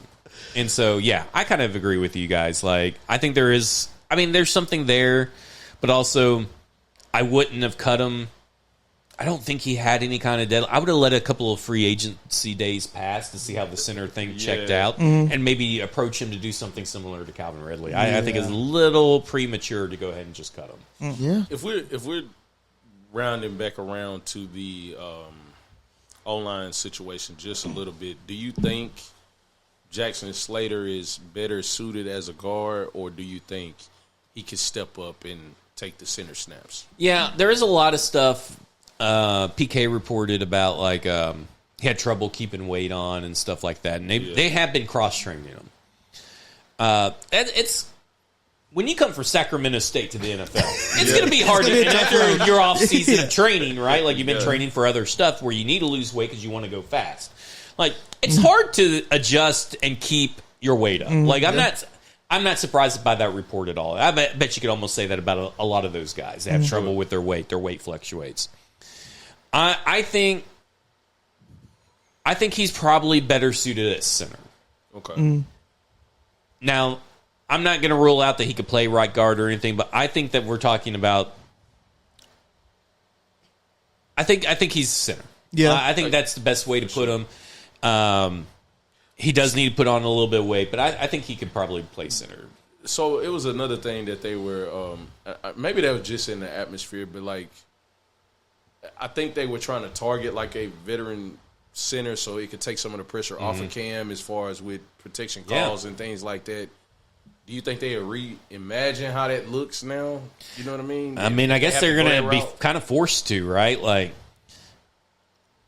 man, if you go in with Austin Slopeman as your day one, I'm so scared. I'm so scared. Like my butthole tight. Like, ain't no doubt about it. Like, I am going to be scared. They're going to split our buttholes wide open. Yeah, I mean that's tough. And listen, in the games that he played and started at center last year, he started 2 games, and it was against I think Denver and Chicago. He didn't allow a sack. So, like, I mean, he's no slouch, but he is very Corey Levin, right? Like, do I want Corey Levin to start for me in a pinch? Absolutely. Do I want Corey Levin to start for me over 17 games? Probably not. And I don't want Austin Slopeman to either. So I think the hope is, at least from how they handled Jackson Slater last year, was that they were either going to get a top flight center or they were going to get a guy like a Slopeman and let Jackson Slater battle it out. So I think that is the hope. I don't know if and here's my thing. I don't know if either of those decisions is going to be a good decision. Yeah. And I think it's okay to be worried about it. Like, I mean, people are like, well, you can't, like I said in Stoney's replies, well, you can't be worried until it actually happens. No, like, we're in this, it's fine. It'll be fine. It'll work out. It'll work out season is where we're at right now with the fan base. And let me tell you something. We've made those excuses before. This feels eerily similar to when Bill Callahan brought in Sadiq Charles, Leroy Watson, Jerron Christian. Yeah. They somehow were fooled into believing in NPF. God. And I feel like this is what they're kind of doing at center right now. Like, I need some stability there. Like, I'm not very comfortable with this interior offense. Like, if you went and got Graham Glasgow and Kevin Zeitler, Count me in. Like, I mean, that's good. And listen, I know they're both old, but you only need them for 1 year. Yeah. I'm feeling a lot better. They did not. For pick number 4, they did a good job of setting themselves up for best player available. Round 2 and round 3, they have not set themselves up. They may, unless Emmanuel Pregnant's there, they may have to reach on a guy at guard, like a Keelan Rutledge may have to go in the second round because he may not make it to the third round to you. So that's painful. It's a little painful. That's kind of what I'm worried about. I kind of feel like they're putting a lot of pressure on Brasillo. Yeah, because aren't the reports on him that he kind of brings the most out of not as great linemen. I kind of feel like this is kind of what we're doing. I feel like we kind of did the same thing with Callahan. A dissertation. Is that a bracket in there? I got bracket in here. I wish I had it. I had something written down. I must have thrown it away because I don't think I wrote it down in here. Last year, he had the 3rd best pass blocking for PFF's grade of pass blocking efficiency. Oh, wow. The O-line did. And he had an undrafted free agent, a 6th-round pick. He had a 5th-round pick, a 1st-round pick, and I believe that's it. Like, the majority of his starters, he only had one 1st-round pick. Yeah. When you look at Bill Callahan, his best offensive lines had majority 1st-round picks. So with Brasillo, he doesn't have that issue. So to your point, yes, you are putting a lot of pressure on Brasillo, but he's a guy that can handle that pressure. I was also kind of surprised they didn't get Dylan Parham. That's what I was thinking. And I thought that was another one they kind of let slip through their fingers a little bit. Yeah, Mike. We got to talk, man. I'm just saying. Like, gosh, man. I'm a little... I'm a little skeptical of the plan so far. Yeah. So the plan at cornerback, this is one of the more, aside from when Legere Sneed came and Cheeto and all that, and I thought we were going to have the best corner room in the world and the best secondary in the world. Now, people are already trying to do that to this group too, and I'm like, I've heard that story before. I don't trust it. The biggest question mark to me now expands out to nickel. And it's not because I don't believe in Marcus Harris. It's more about what role is he going to play versus Kevin Winston in that position. Kevin Winston got torched. I think the Jags game, they kind of picked on him a little bit. But he showed some flashes of being able to play the big nickel role a little bit more. Do you think it's going to be more of an early down, passing down situation with Marcus Harris? Or do you think they're going to draft somebody and try to have somebody fill that role? I'm a little concerned on Marcus Harris's behalf. Because they brought in Mansour Delane for a top 30 visit. Or we can't call it top 30 according to Jim Nagy. He's a 30 visit. Ooh. So they brought him in for a 30 visit. Mm-hmm. Mm-hmm. They signed 3 corners. Mm-hmm. And Josh Williams is not a slot guy. Mm-hmm. Josh Williams is outside. My concern is that they're putting Marcus Harris back in the back of the room. Mm-hmm. He's their 5th guy. He's their 6th guy. Depending on what the draft. I know for a fact that at the Senior Bowl, the scouts were most heavily interested in the defensive backs. Now, maybe that is because they were setting up things to see how their free agency board matched with their draft board, right? Mm-hmm. I would not be surprised if they drafted a corner in the 3rd or the 4th round. I wouldn't be really surprised, depending on how it shakes out, if Colton Hood's there in the 2nd round. Then maybe they go that route. Interesting, yeah. I do think Cordell Flott and Alontae Taylor are essentially on 2-year deals. Uh-huh. You can't have enough corners. And we saw that last year. Yeah.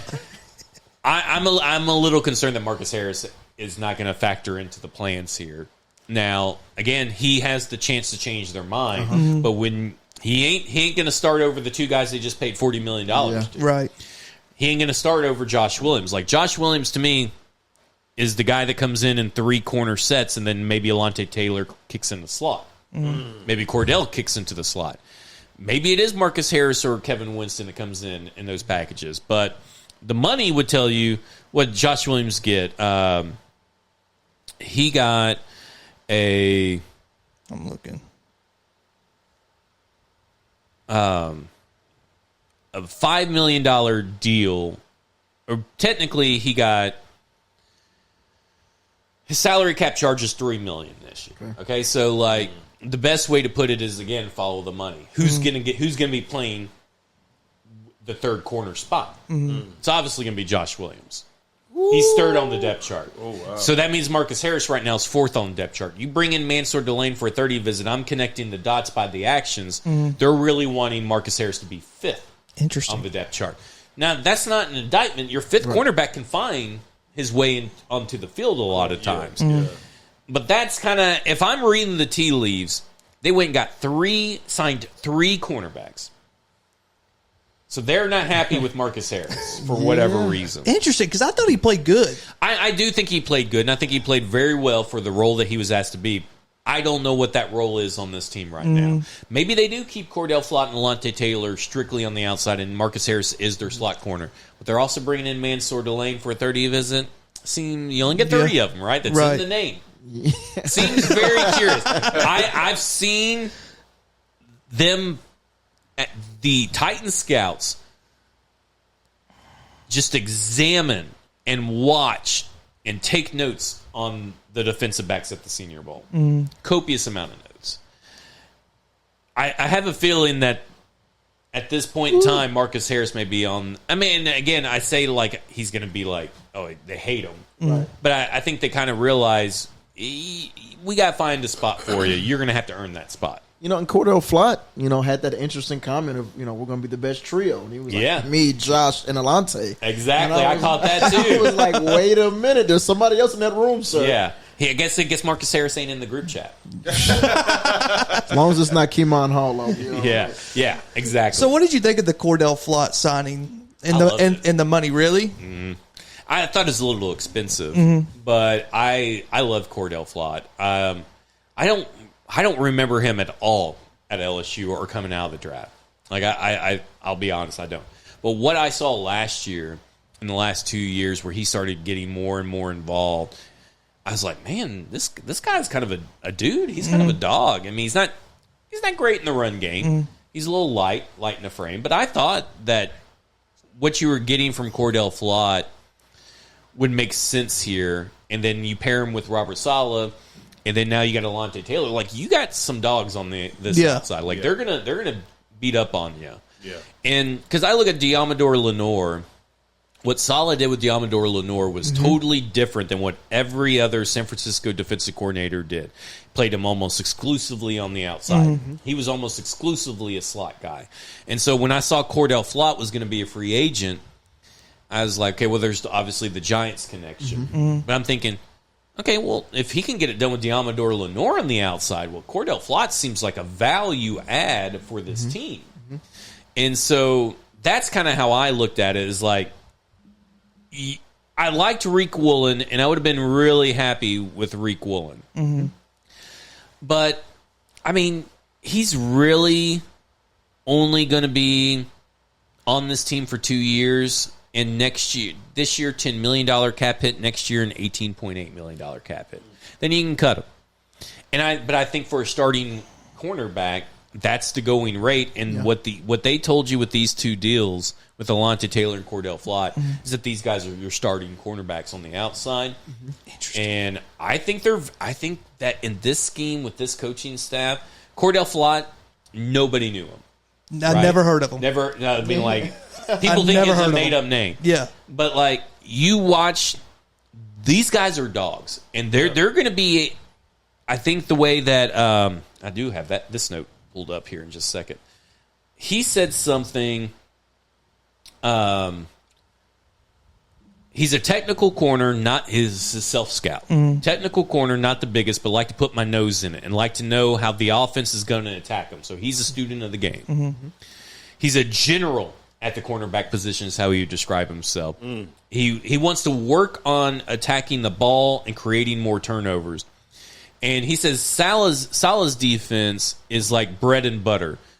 We do the same thing, but we perfect it. And so, like, they want to keep it simple. Yeah. And when you keep it simple for your corners, I think you keep it simple for everything. And I think that I think people are going to be a little surprised by how well I wouldn't be surprised if he's the better of the two between him and Alontae Taylor. When it's all That's said a and done. crazy. I just had never heard of him. I just looked at the measurables, and I was like, okay, it kind of fits the Borgonzi, how he wants like the long rangy guys. And he's really not that long when you kind of look at the measurables, but his build makes him look longer than what he actually is. He's a slender guy. I think one of the plays that has stood out to me is when he almost picked six Jalen Hurts. Like, he tried him and he jumped that route and he almost housed it, man. So I think he's going to be nice. He's going to be making some plays. Listen to those LSU guys. I mean, they're good corners. DBs, DBU, wide receiver U. I think there's something there, and he got on my radar when I was doing my like free agency stuff, and I was like, they paid him more than I would have paid for him. But I was like, man, there's something there with that guy. See, and I can do that. And speaking of paid more than what you would have paid for just having money in general, according to Zach Lyons this morning at 8:25 a.m. So we've got $55.81 million in effective cap space. So we've got a decent amount of money to play with, more than a decent amount of money. And somehow we spend a whole bunch in free agency, still have more money than anybody else remaining. Do you see us going out and doing the Bobby Okereke thing? Do you see us getting multiple pieces in that range, or two pieces in that range? Or are we just going to kind of pick a couple bets up, that $5 million range? Yeah, you definitely need to get a linebacker that can play this system. Cedric Gray can. James Williams, we're projecting that he can. I mean, I would think they could.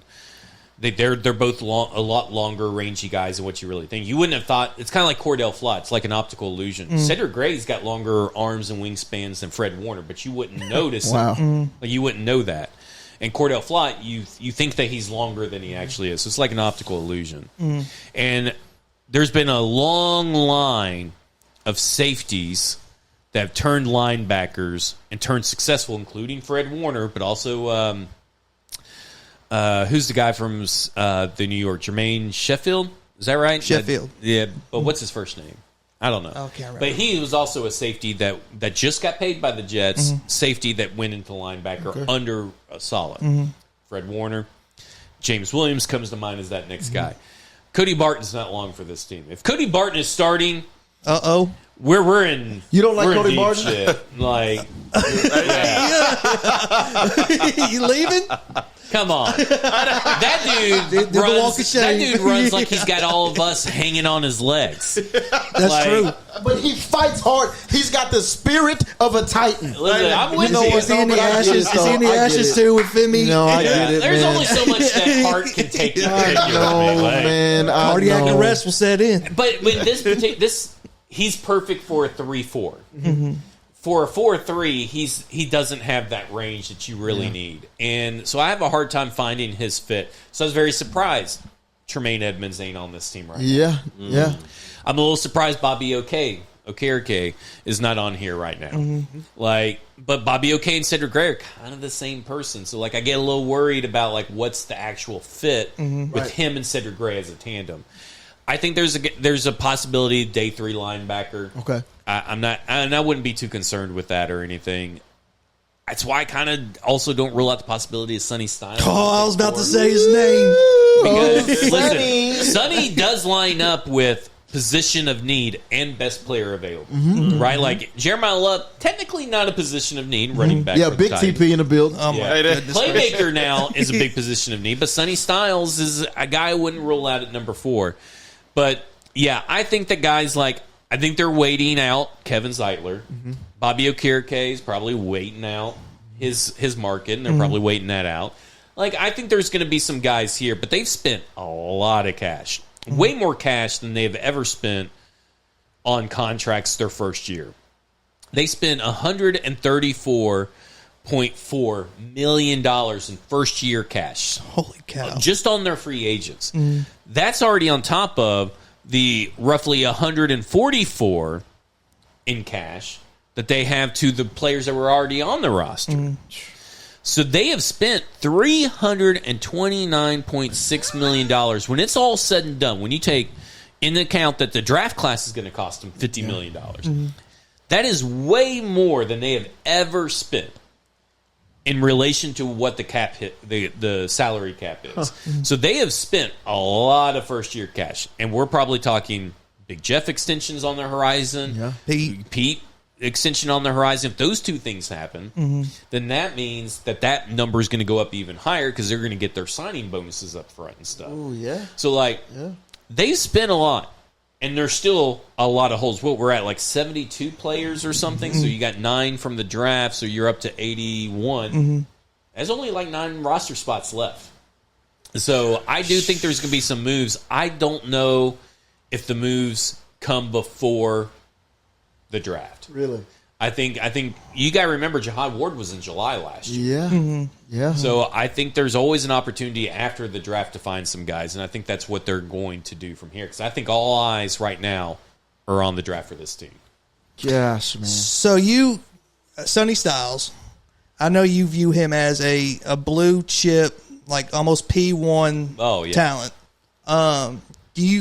Is drafting him at number 4, is that an overdraft, even though he could be your Fred Warner, so to speak, for Robert Saleh? By NFL standards, it would be considered an overdraft because of positional value. But I think in this particular draft, you have to almost look at every draft in a vacuum. Comparing Cam Ward to the quarterbacks that came out the year before him and Caleb Williams and that quarterback class, that really does the disservice to Cam Ward and paints the draft class in a different light than it should be. With this particular draft class, it sucks that there is no blue chip edge rusher. It sucks that there's no blue chip wide receiver. And there's really no blue chip quarterback. I mean, I think Cam Ward's better than Fernando Mendoza, but that does a disservice to Fernando Mendoza. In this class, he is the guy.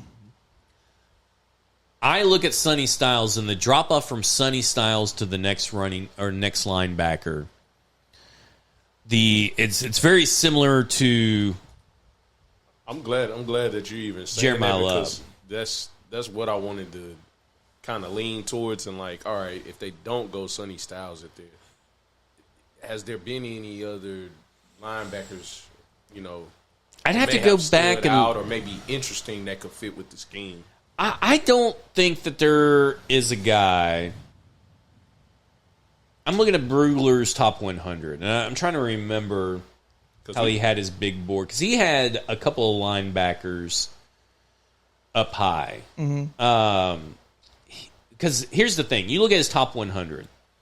There are 3 running backs in his top 100 and 10 linebackers in his top 100. Okay. In his top 50, there's only 1 running back, and then there's 4 linebackers. Which means that top 50, that means it's Jeremiah Love. Now, this is as of February 10th, so maybe this will change. In his linebacker class, there's only 2 in the top 25. I kind of look at this linebacker class and say, man, if I am looking at what they traditionally need or look for in this class, there's Sonny Styles, there's Anthony Hill, Red Murdoch, Jake Golday, Josiah Trotter, Caleb Elam's is another guy. These are all guys that are mainly day 3 guys. Yeah. So if you miss out on Sonny Styles, I think there is a huge drop off. I've done this thing for like the last 3 or 4 years called the Titans Fit rating system, where I take let's just stick on linebacker here. I take the linebacker coach, the defensive coordinator, and the 4 GMs. Okay. Right? And obviously the head coach in Robert Saleh's case. And here's who they drafted during their tenures in considerable amount of power. So it's typically around 2019 on. Yeah. Sonny Styles is the first player of any position that I've done this with that has scored a perfect 100. Oh, man. A perfect 100. I take their physical traits, their athletic traits, and their on-the-field traits. So, when we're talking on the field, I'm talking for linebackers in particular, missed tackle rate, defensive stops, coverage grade, run defense grade, average depth of tackle, run stop rate, and pressure rate. I mean, he is 100% hits all those. I mean, we're talking about a guy that has a 23.1% pressure rate, right? His average depth of tackle I should just highlight this right here, 3.1, which is pretty good for a linebacker, right? His missed tackle rate, 2.2%. Man. The next closest one is Anthony Hill at 4.5, right? 150 tackles. Yeah. So, this guy, and then we all saw him perform at the Combine, but also his size, perfect 100. But Anthony Hill Jr. From Texas is not that far behind him.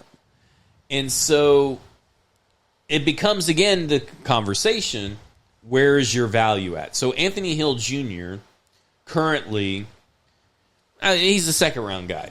So, I mean, I'm not really going to go in the second round and say, oh, you got to draft Anthony Hill Jr.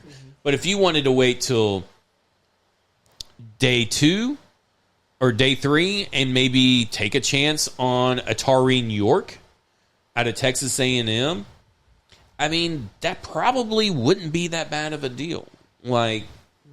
We've seen him do a lot with some of the undrafted free agents, 6th-round picks, 5th-round picks. If you're missing out on Sonny Styles, wait till day 3 to get your linebacker. Okay. Maybe sign after the draft Bobby Okereke. Yeah. Figure it out after the draft. I'm not too concerned about linebacker as much as other positions, but I mean, Sonny Styles, pretty damn good. Yeah. Oh, sorry, that's my eye drops alarm. Go ahead and drop them in. Okay, all right, so I'll ask you this. As we get towards wrapping this bad boy we've up. been talking for 2 hours. I'm sorry I kept you guys here. I don't know how long, your all's episode goes. As long as it needs to. Okay, so you get to pick, we got 101. The Tennessee Titans have not drafted a wide receiver. How shocked are you if let's say we get to pick 102. So our 4th round pick, the first one, has passed. We haven't picked up a wide receiver yet. Are you shocked if that's the case? No. And here's the reason why I'm not shocked. I was putting together our Stacking Inbox draft guide. He's crying. And yeah, I cried. I was putting together our Stacking the Xbox thing, and Stoney has already evaluated 20 wide receivers. Goodness gracious. Okay, 20 wide out receivers Stoney, already. And I go back to a text I sent Stoney yesterday. Let's go back up here. This is all the drunkenness. Yeah. Okay, just looking at the wide receivers you haven't wrote up yet, and I'm thinking, damn, there's still a lot of wide receivers left. He hadn't wrote up Josh Cameron, Jordan Hudson, Vinny Anthony, Antonio Williams, Skylar Bell, Stribling. Pretty solid names. Then. He wrote up Ted Hurst yet. Now, he hadn't even got to Chris Brazzell yet. Okay. And so we're talking about, I heard Todd McShay say this yesterday.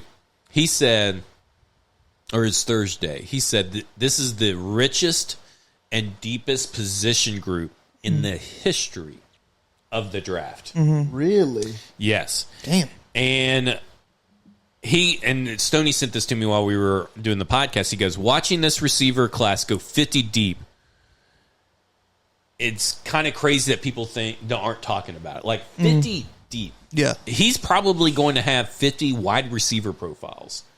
So in that case, I wouldn't be surprised if they passed on wide receiver. I mean, again, it depends on who's out there. But like if they got Chris Brazzell late, because for whatever reason, PFF has kind of dropped him into the third round. Don't know why. Maybe that's just a byproduct of other people moving up the board and not necessarily him moving down the board. Right. But like you get Ted Hurst in the fourth round, you get, I mean, even if you want to talk me into Malachi Fields in the fourth round, I'd be fine with that. I think there's going to be a lot of wide receivers in the fourth and fifth round that we're going to be talking about. Like, man, those guys are impact players. Really? Well, Borgazzi was able to do that last year with, the DKs and the I.O. Manners. Eligai Manor, for the last 10 years, he had the third most receiving yards of any fifth round or fourth round draft pick. Okay. That's not bad. I mean, like, you could do a lot worse than that in the fourth round. I mean, we saw it with Des Fitzpatrick, so you definitely could do it a lot worse. Oh, man. You could do way worse. Do worse in the first round. You A.K.A. could do worse. Traylon Burks. Yeah. He was the one that went before Amon-Ra, right? Yeah. God. When they traded up for him, I was in the car. We just got done looking at the house we actually moved into over here in Goodlettsville, and we were going to her parents' house, and I'm driving. And we're on the interstate.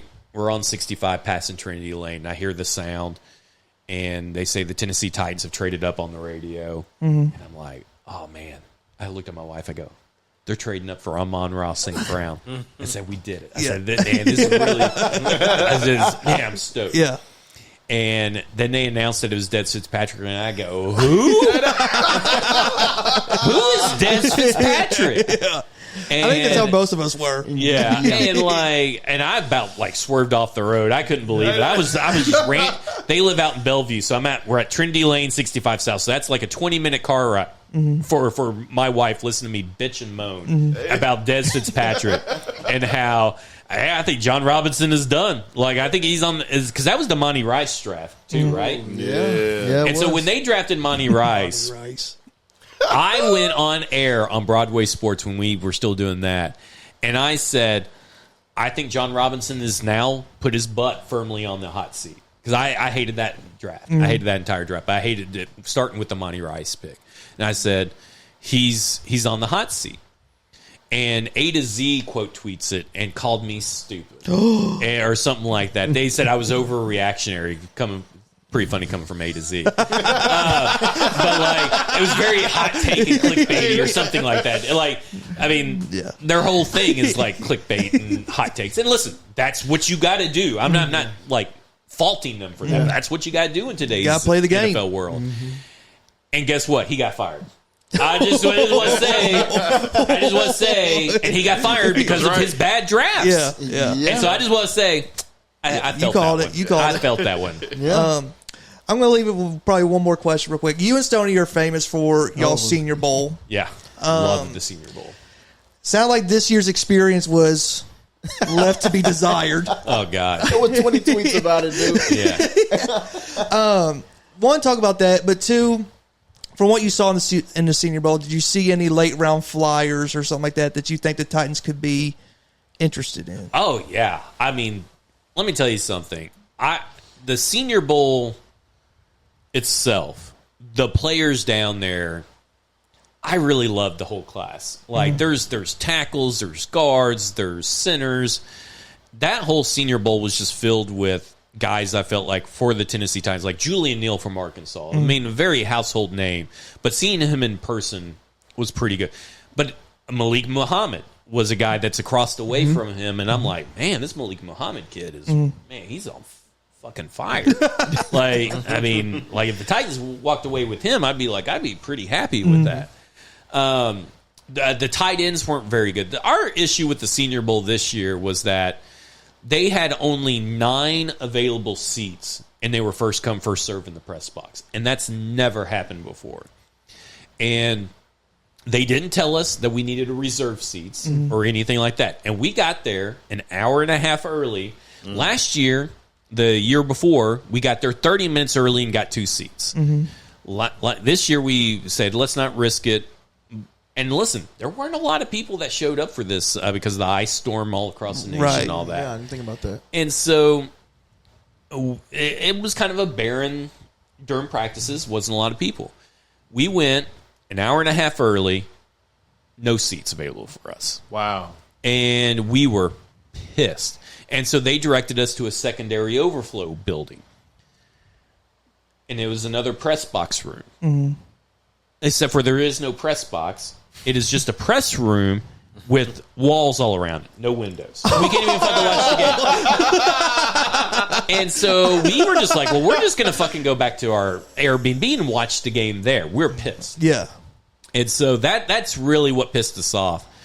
But even if you guys aren't big scout guys or anything, the Senior Bowl is an event. It is so fun. We have a blast. It's our favorite thing that we probably do every year. And we drive down, and listen, I don't think there's anything that we talk about other than football. And we drive down talking everything about the Tennessee Titans and have such a blast. And this year, a lot of the scouts were coming over to our side of the area because they have their own area over there. But because of how practice was later in the day and it was kind of cold, unusually cold, their side gets hit with the shade first. Our side gets hit with the sun, the longest. So they're coming over halfway in practice. So that's where I got to see, who they looking at and what they talking about and all that kind of stuff. Yeah, they got to plant some mics and some backpacks. Yeah. That's awesome. That's awesome. Yeah. Heck yeah, man. Well, go ahead. I was going to ask, so my last question ain't, you probably don't have to speak on it, but because maybe it ain't all the way planned out. With football and other F words, is it, have y'all solidified what y'all trying to do for like the draft? We have, but not all the contracts have been signed. Oh, okay. So that's what we're waiting on. The person at the place that we got solidified with, they were the person responsible for signing the contracts, they were out of town over at the venue area. Gotcha. But we are going to be in 2 different locations, same place, if that makes sense. So so 2 different locations for the same business. And the first 2 nights will be at one location, and the all-day event will be at another location. It will be outside. So I'll give you guys a little bit of that. It will be outside. Hopefully, I don't know when this episode airs, but hopefully Monday or Tuesday we'll be able to announce it. I've already filmed a couple of things, got some promo stuff, so I'm just waiting for the word from our guys that it's been signed. Heck yeah, so we've got 2 days to snipe them, fellas. You do. You get a little leeway. But it's going to be, I mean, you guys are more than welcome to come down. It's a free event. Heck yeah. Nice. If you guys come down, we'll have you on, for a couple of the picks. We'll talk the picks and all that kind of stuff. So it's a free event. It's cash bar, cash food, and all that kind of stuff. But you said food and a bar. Yeah, but you got to pay for it. But it is a free event. So and the all-day event, I mean, me and Stoney, I don't know if you guys are familiar with our Day 3 mega cast, but we go for the entirety until the Titans make their last pick. So we're always, no matter what, we're talking other teams and we're talking our draft strategy. we go from 11 a.m. to like 4 p.m. That's a lot of beer. Yeah, there you go. There's a few libations that can be had. We always welcome guests. So if you guys definitely want to come Saturday, you guys can come join us. But we'll have the setup and everything. We'll broadcast live from that location, and we'll be outside as long as it's a beautiful day. Nice. And it's gonna be fun. It's gonna be fun. Love it. Heck yeah, man. Make sure you guys get out there, show them some love, be around, throw a drink on them if you don't like a pick. Say it's from Lil. I'll tell you this. It's not gonna be in Nashville. It's gonna be south. Okay. Okay. And the reason being is because we knew that obviously Titans Radio is gonna have their shindig, but not everybody can make it up to Nashville, so it's going to be in that Franklin Thompson Station area. So nice. So something for people that maybe are in Murfreesboro, in Franklin, in Columbia, Lewisburg, all those surrounding cities. Yeah. Something different for them to come to and experience. Yeah. I love that. Man. I love nice. that. I'm excited, man. Man, that's awesome. And on top of that, you get to go on the Saturday, get your Petco run in with Cody. Yeah, there we go. The Petco boys. I always get recognized at the weirdest places, man. I was up at a my bar, dog and pees all over the never floor. really expected either, because I don't consider myself like a big celebrity or anything. So, like, the first time I got recognized, I was at Half Batch Brewing, and an old guy came up to me and he goes, "I'd like to buy you a beer." And I'm like, "Well, I don't swing that way." I was like, "But I'll take your beer." Like, I'll take it. And he goes, "No, I just really appreciate what you write at." This is when I wrote at Stack in the Inbox, so you know more. And I was actually up there writing on the computer. And he goes, "I just greatly appreciate it." But I never get recognized when my wife is around. And so it drives me nuts because I have to come back and tell her, "Well, hey, I was in the Petco parking lot and you won't believe this. I got recognized. And I got invited onto a podcast." She's like, "Yeah, sure." Sure. Yeah, you get recognized everywhere, huh? It's kind of crazy. Like, I only get recognized with by myself.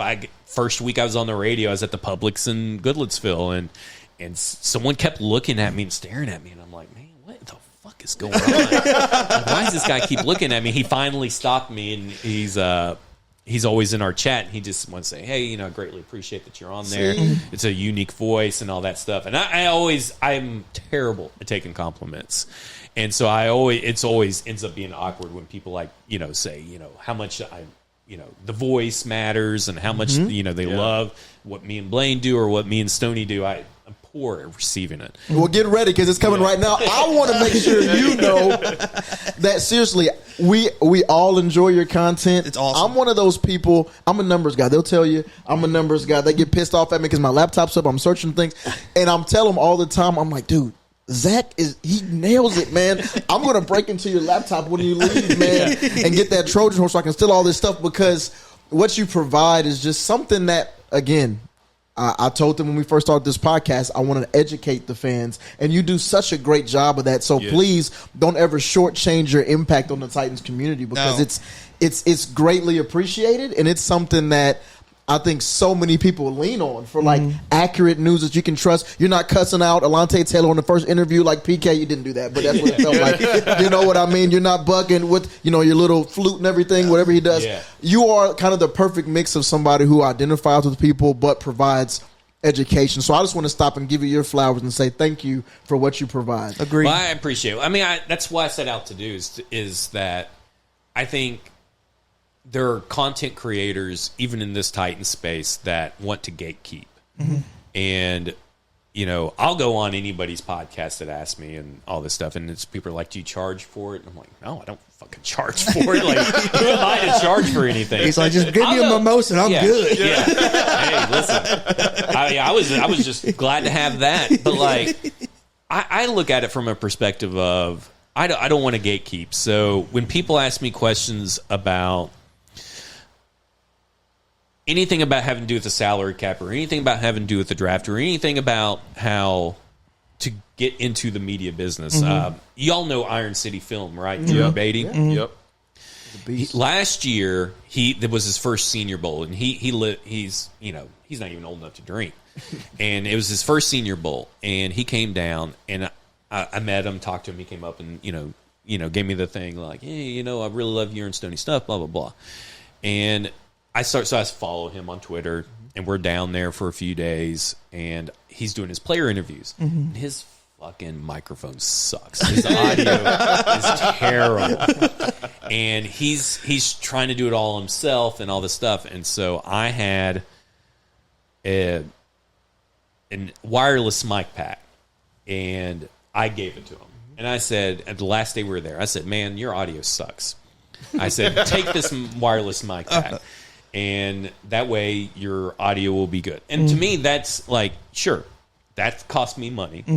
But that kid needed it. And now, I'm not saying that I'm like responsible for his career or anything, but now he's like all over, and he's getting to achieve something he set out to do. And I think it's so important that when someone asks you a question that even you may think it's stupid, to not respond with, well, you're a moron, I'm not answering that question. Because I think there's a lot of content creators that do that, that don't just answer the question that's being asked. I got asked a question, why does everybody backload contracts?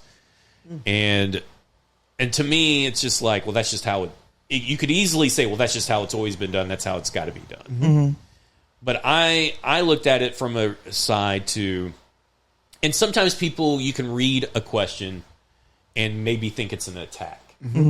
And so I responded yesterday to his question. I thought this was one of the better ways to approach what he was asking, if I could find it. He goes, I've seen this a few times. I was talking about, Easton said, extend Jeff and Peter. Someone asked, do extensions bring down the cap hit? And that's a pretty basic ask question, right? Like, and that's something I've talked about a lot. And I said, yes. I said, those extensions generally do. Then someone else jumped in and said, I've seen this a few times. The bill always comes due. Why would you backload a contract when the space is there and available now, unless they plan on bringing some big salary from another team in terms of a trade? Backloading it makes no sense. Some people would maybe read that and think that's an attack and probably attack back. I've seen it done numerous times with them. And I said, generally, cap hits grow over a contract to mimic the salary cap going up those years as well, providing future flexibility. Most teams also don't want to pay all that cash up front.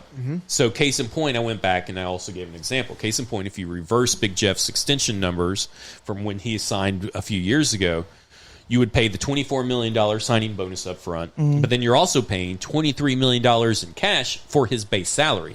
So you're paying $47 million up front. Instead, they just paid $25 million up front in cash. So cash is the new thing. Like, I just got everybody educated on the salary cap. Now I'm shifting gears and kind of like pivoting on everybody about the cash. Because cash is more important. But when I set out to do stackinginbox.com, football under the F words, it was to make everything accessible. And I'm still learning stuff at the same time. That's the biggest thing with content creation. Never stop learning. I have so many books on football. Like, I'm supposed to be reading like self-help books, and like, nonviolent communication and all this kind of stuff. Like, all this stuff that, my therapist is like, read this, and instead I'm buying a book about the Washington Commanders offense under Cliff Kingsbury, and I'm learning. So I never want to stop learning, and when you stop learning is when you see kind of these content creators say crazy things that make no sense. Yeah. Like that Brian Daboll strictly Earhart Perkins. Well, if you go and do your research on Brian Daboll, and I subscribe to a Substack by Ollie Connolly, and just so I could read, first off, an article about Brian Daboll to learn more about Brian Daboll. I never stop learning. And I think as Stoney's the same way. We learn from our mistakes. Okay, we kind of maybe undersold what Tet McMillan actually was last year. We were not very big on Tet McMillan last year. Well, that kind of blew up in our face. So why were we not as high? What did we miss? Yeah. So for you guys, I think obviously stay true to yourselves. Authenticity is king. Never not be who you are in person in front of a microphone. Own up to your mistakes. But also continue learning. Buy books, read everything you can, because for a data guy or a film guy or a draft guy, whatever you may be, you can never stop learning. I thought I knew everything about the salary cap. And then, boom, I learned something about the escrow account. And then I'm like, okay, well, I got to go learn more about the escrow. And I'm reading everything about escrow accounts. Do they have to put money in? How can you work around it? What does it mean? And all this kind of stuff. So, like, not only are they paying out all this first-year cash that I was telling you about, all the future fully guaranteed money that wasn't paid up front is put into an escrow account. So they also have cash off the books in that manner, too. So, like, there's so many freaking levels. And I always am learning and wanting to learn and listening. Like, I've learned so much from Blaine in a year and a half of stuff that I would never thought about. Yeah. Can I ask you a quick question? This is my last question. I know we're about to go. You said that already. All right, so it popped in my brain when you just mentioned of like the cap space, the escrow, all of those things.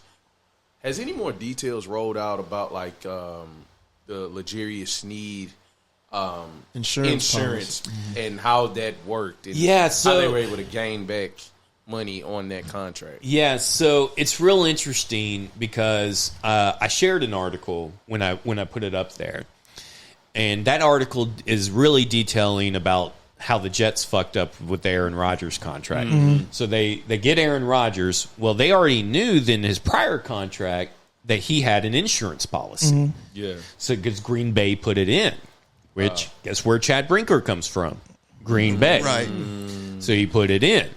And so then Aaron Rodgers goes down with injury with the Jets, and they have no way of getting any kind of money back. Now, you're not getting money back from the player. What you're getting is cap relief. That's what the insurance policy provides, is cap relief.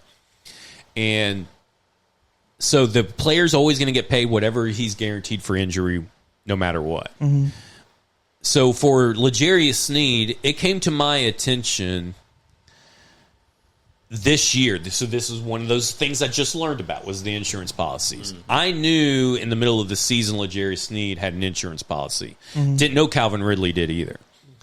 And that's when I started kind of figuring out, okay, well, how you won't be able to predict how much you get back, because I'm sure it's a different for every player. Yeah. But it's something that Brinker has been doing. So people think it's a Bergonzi thing. This is a Brinker thing.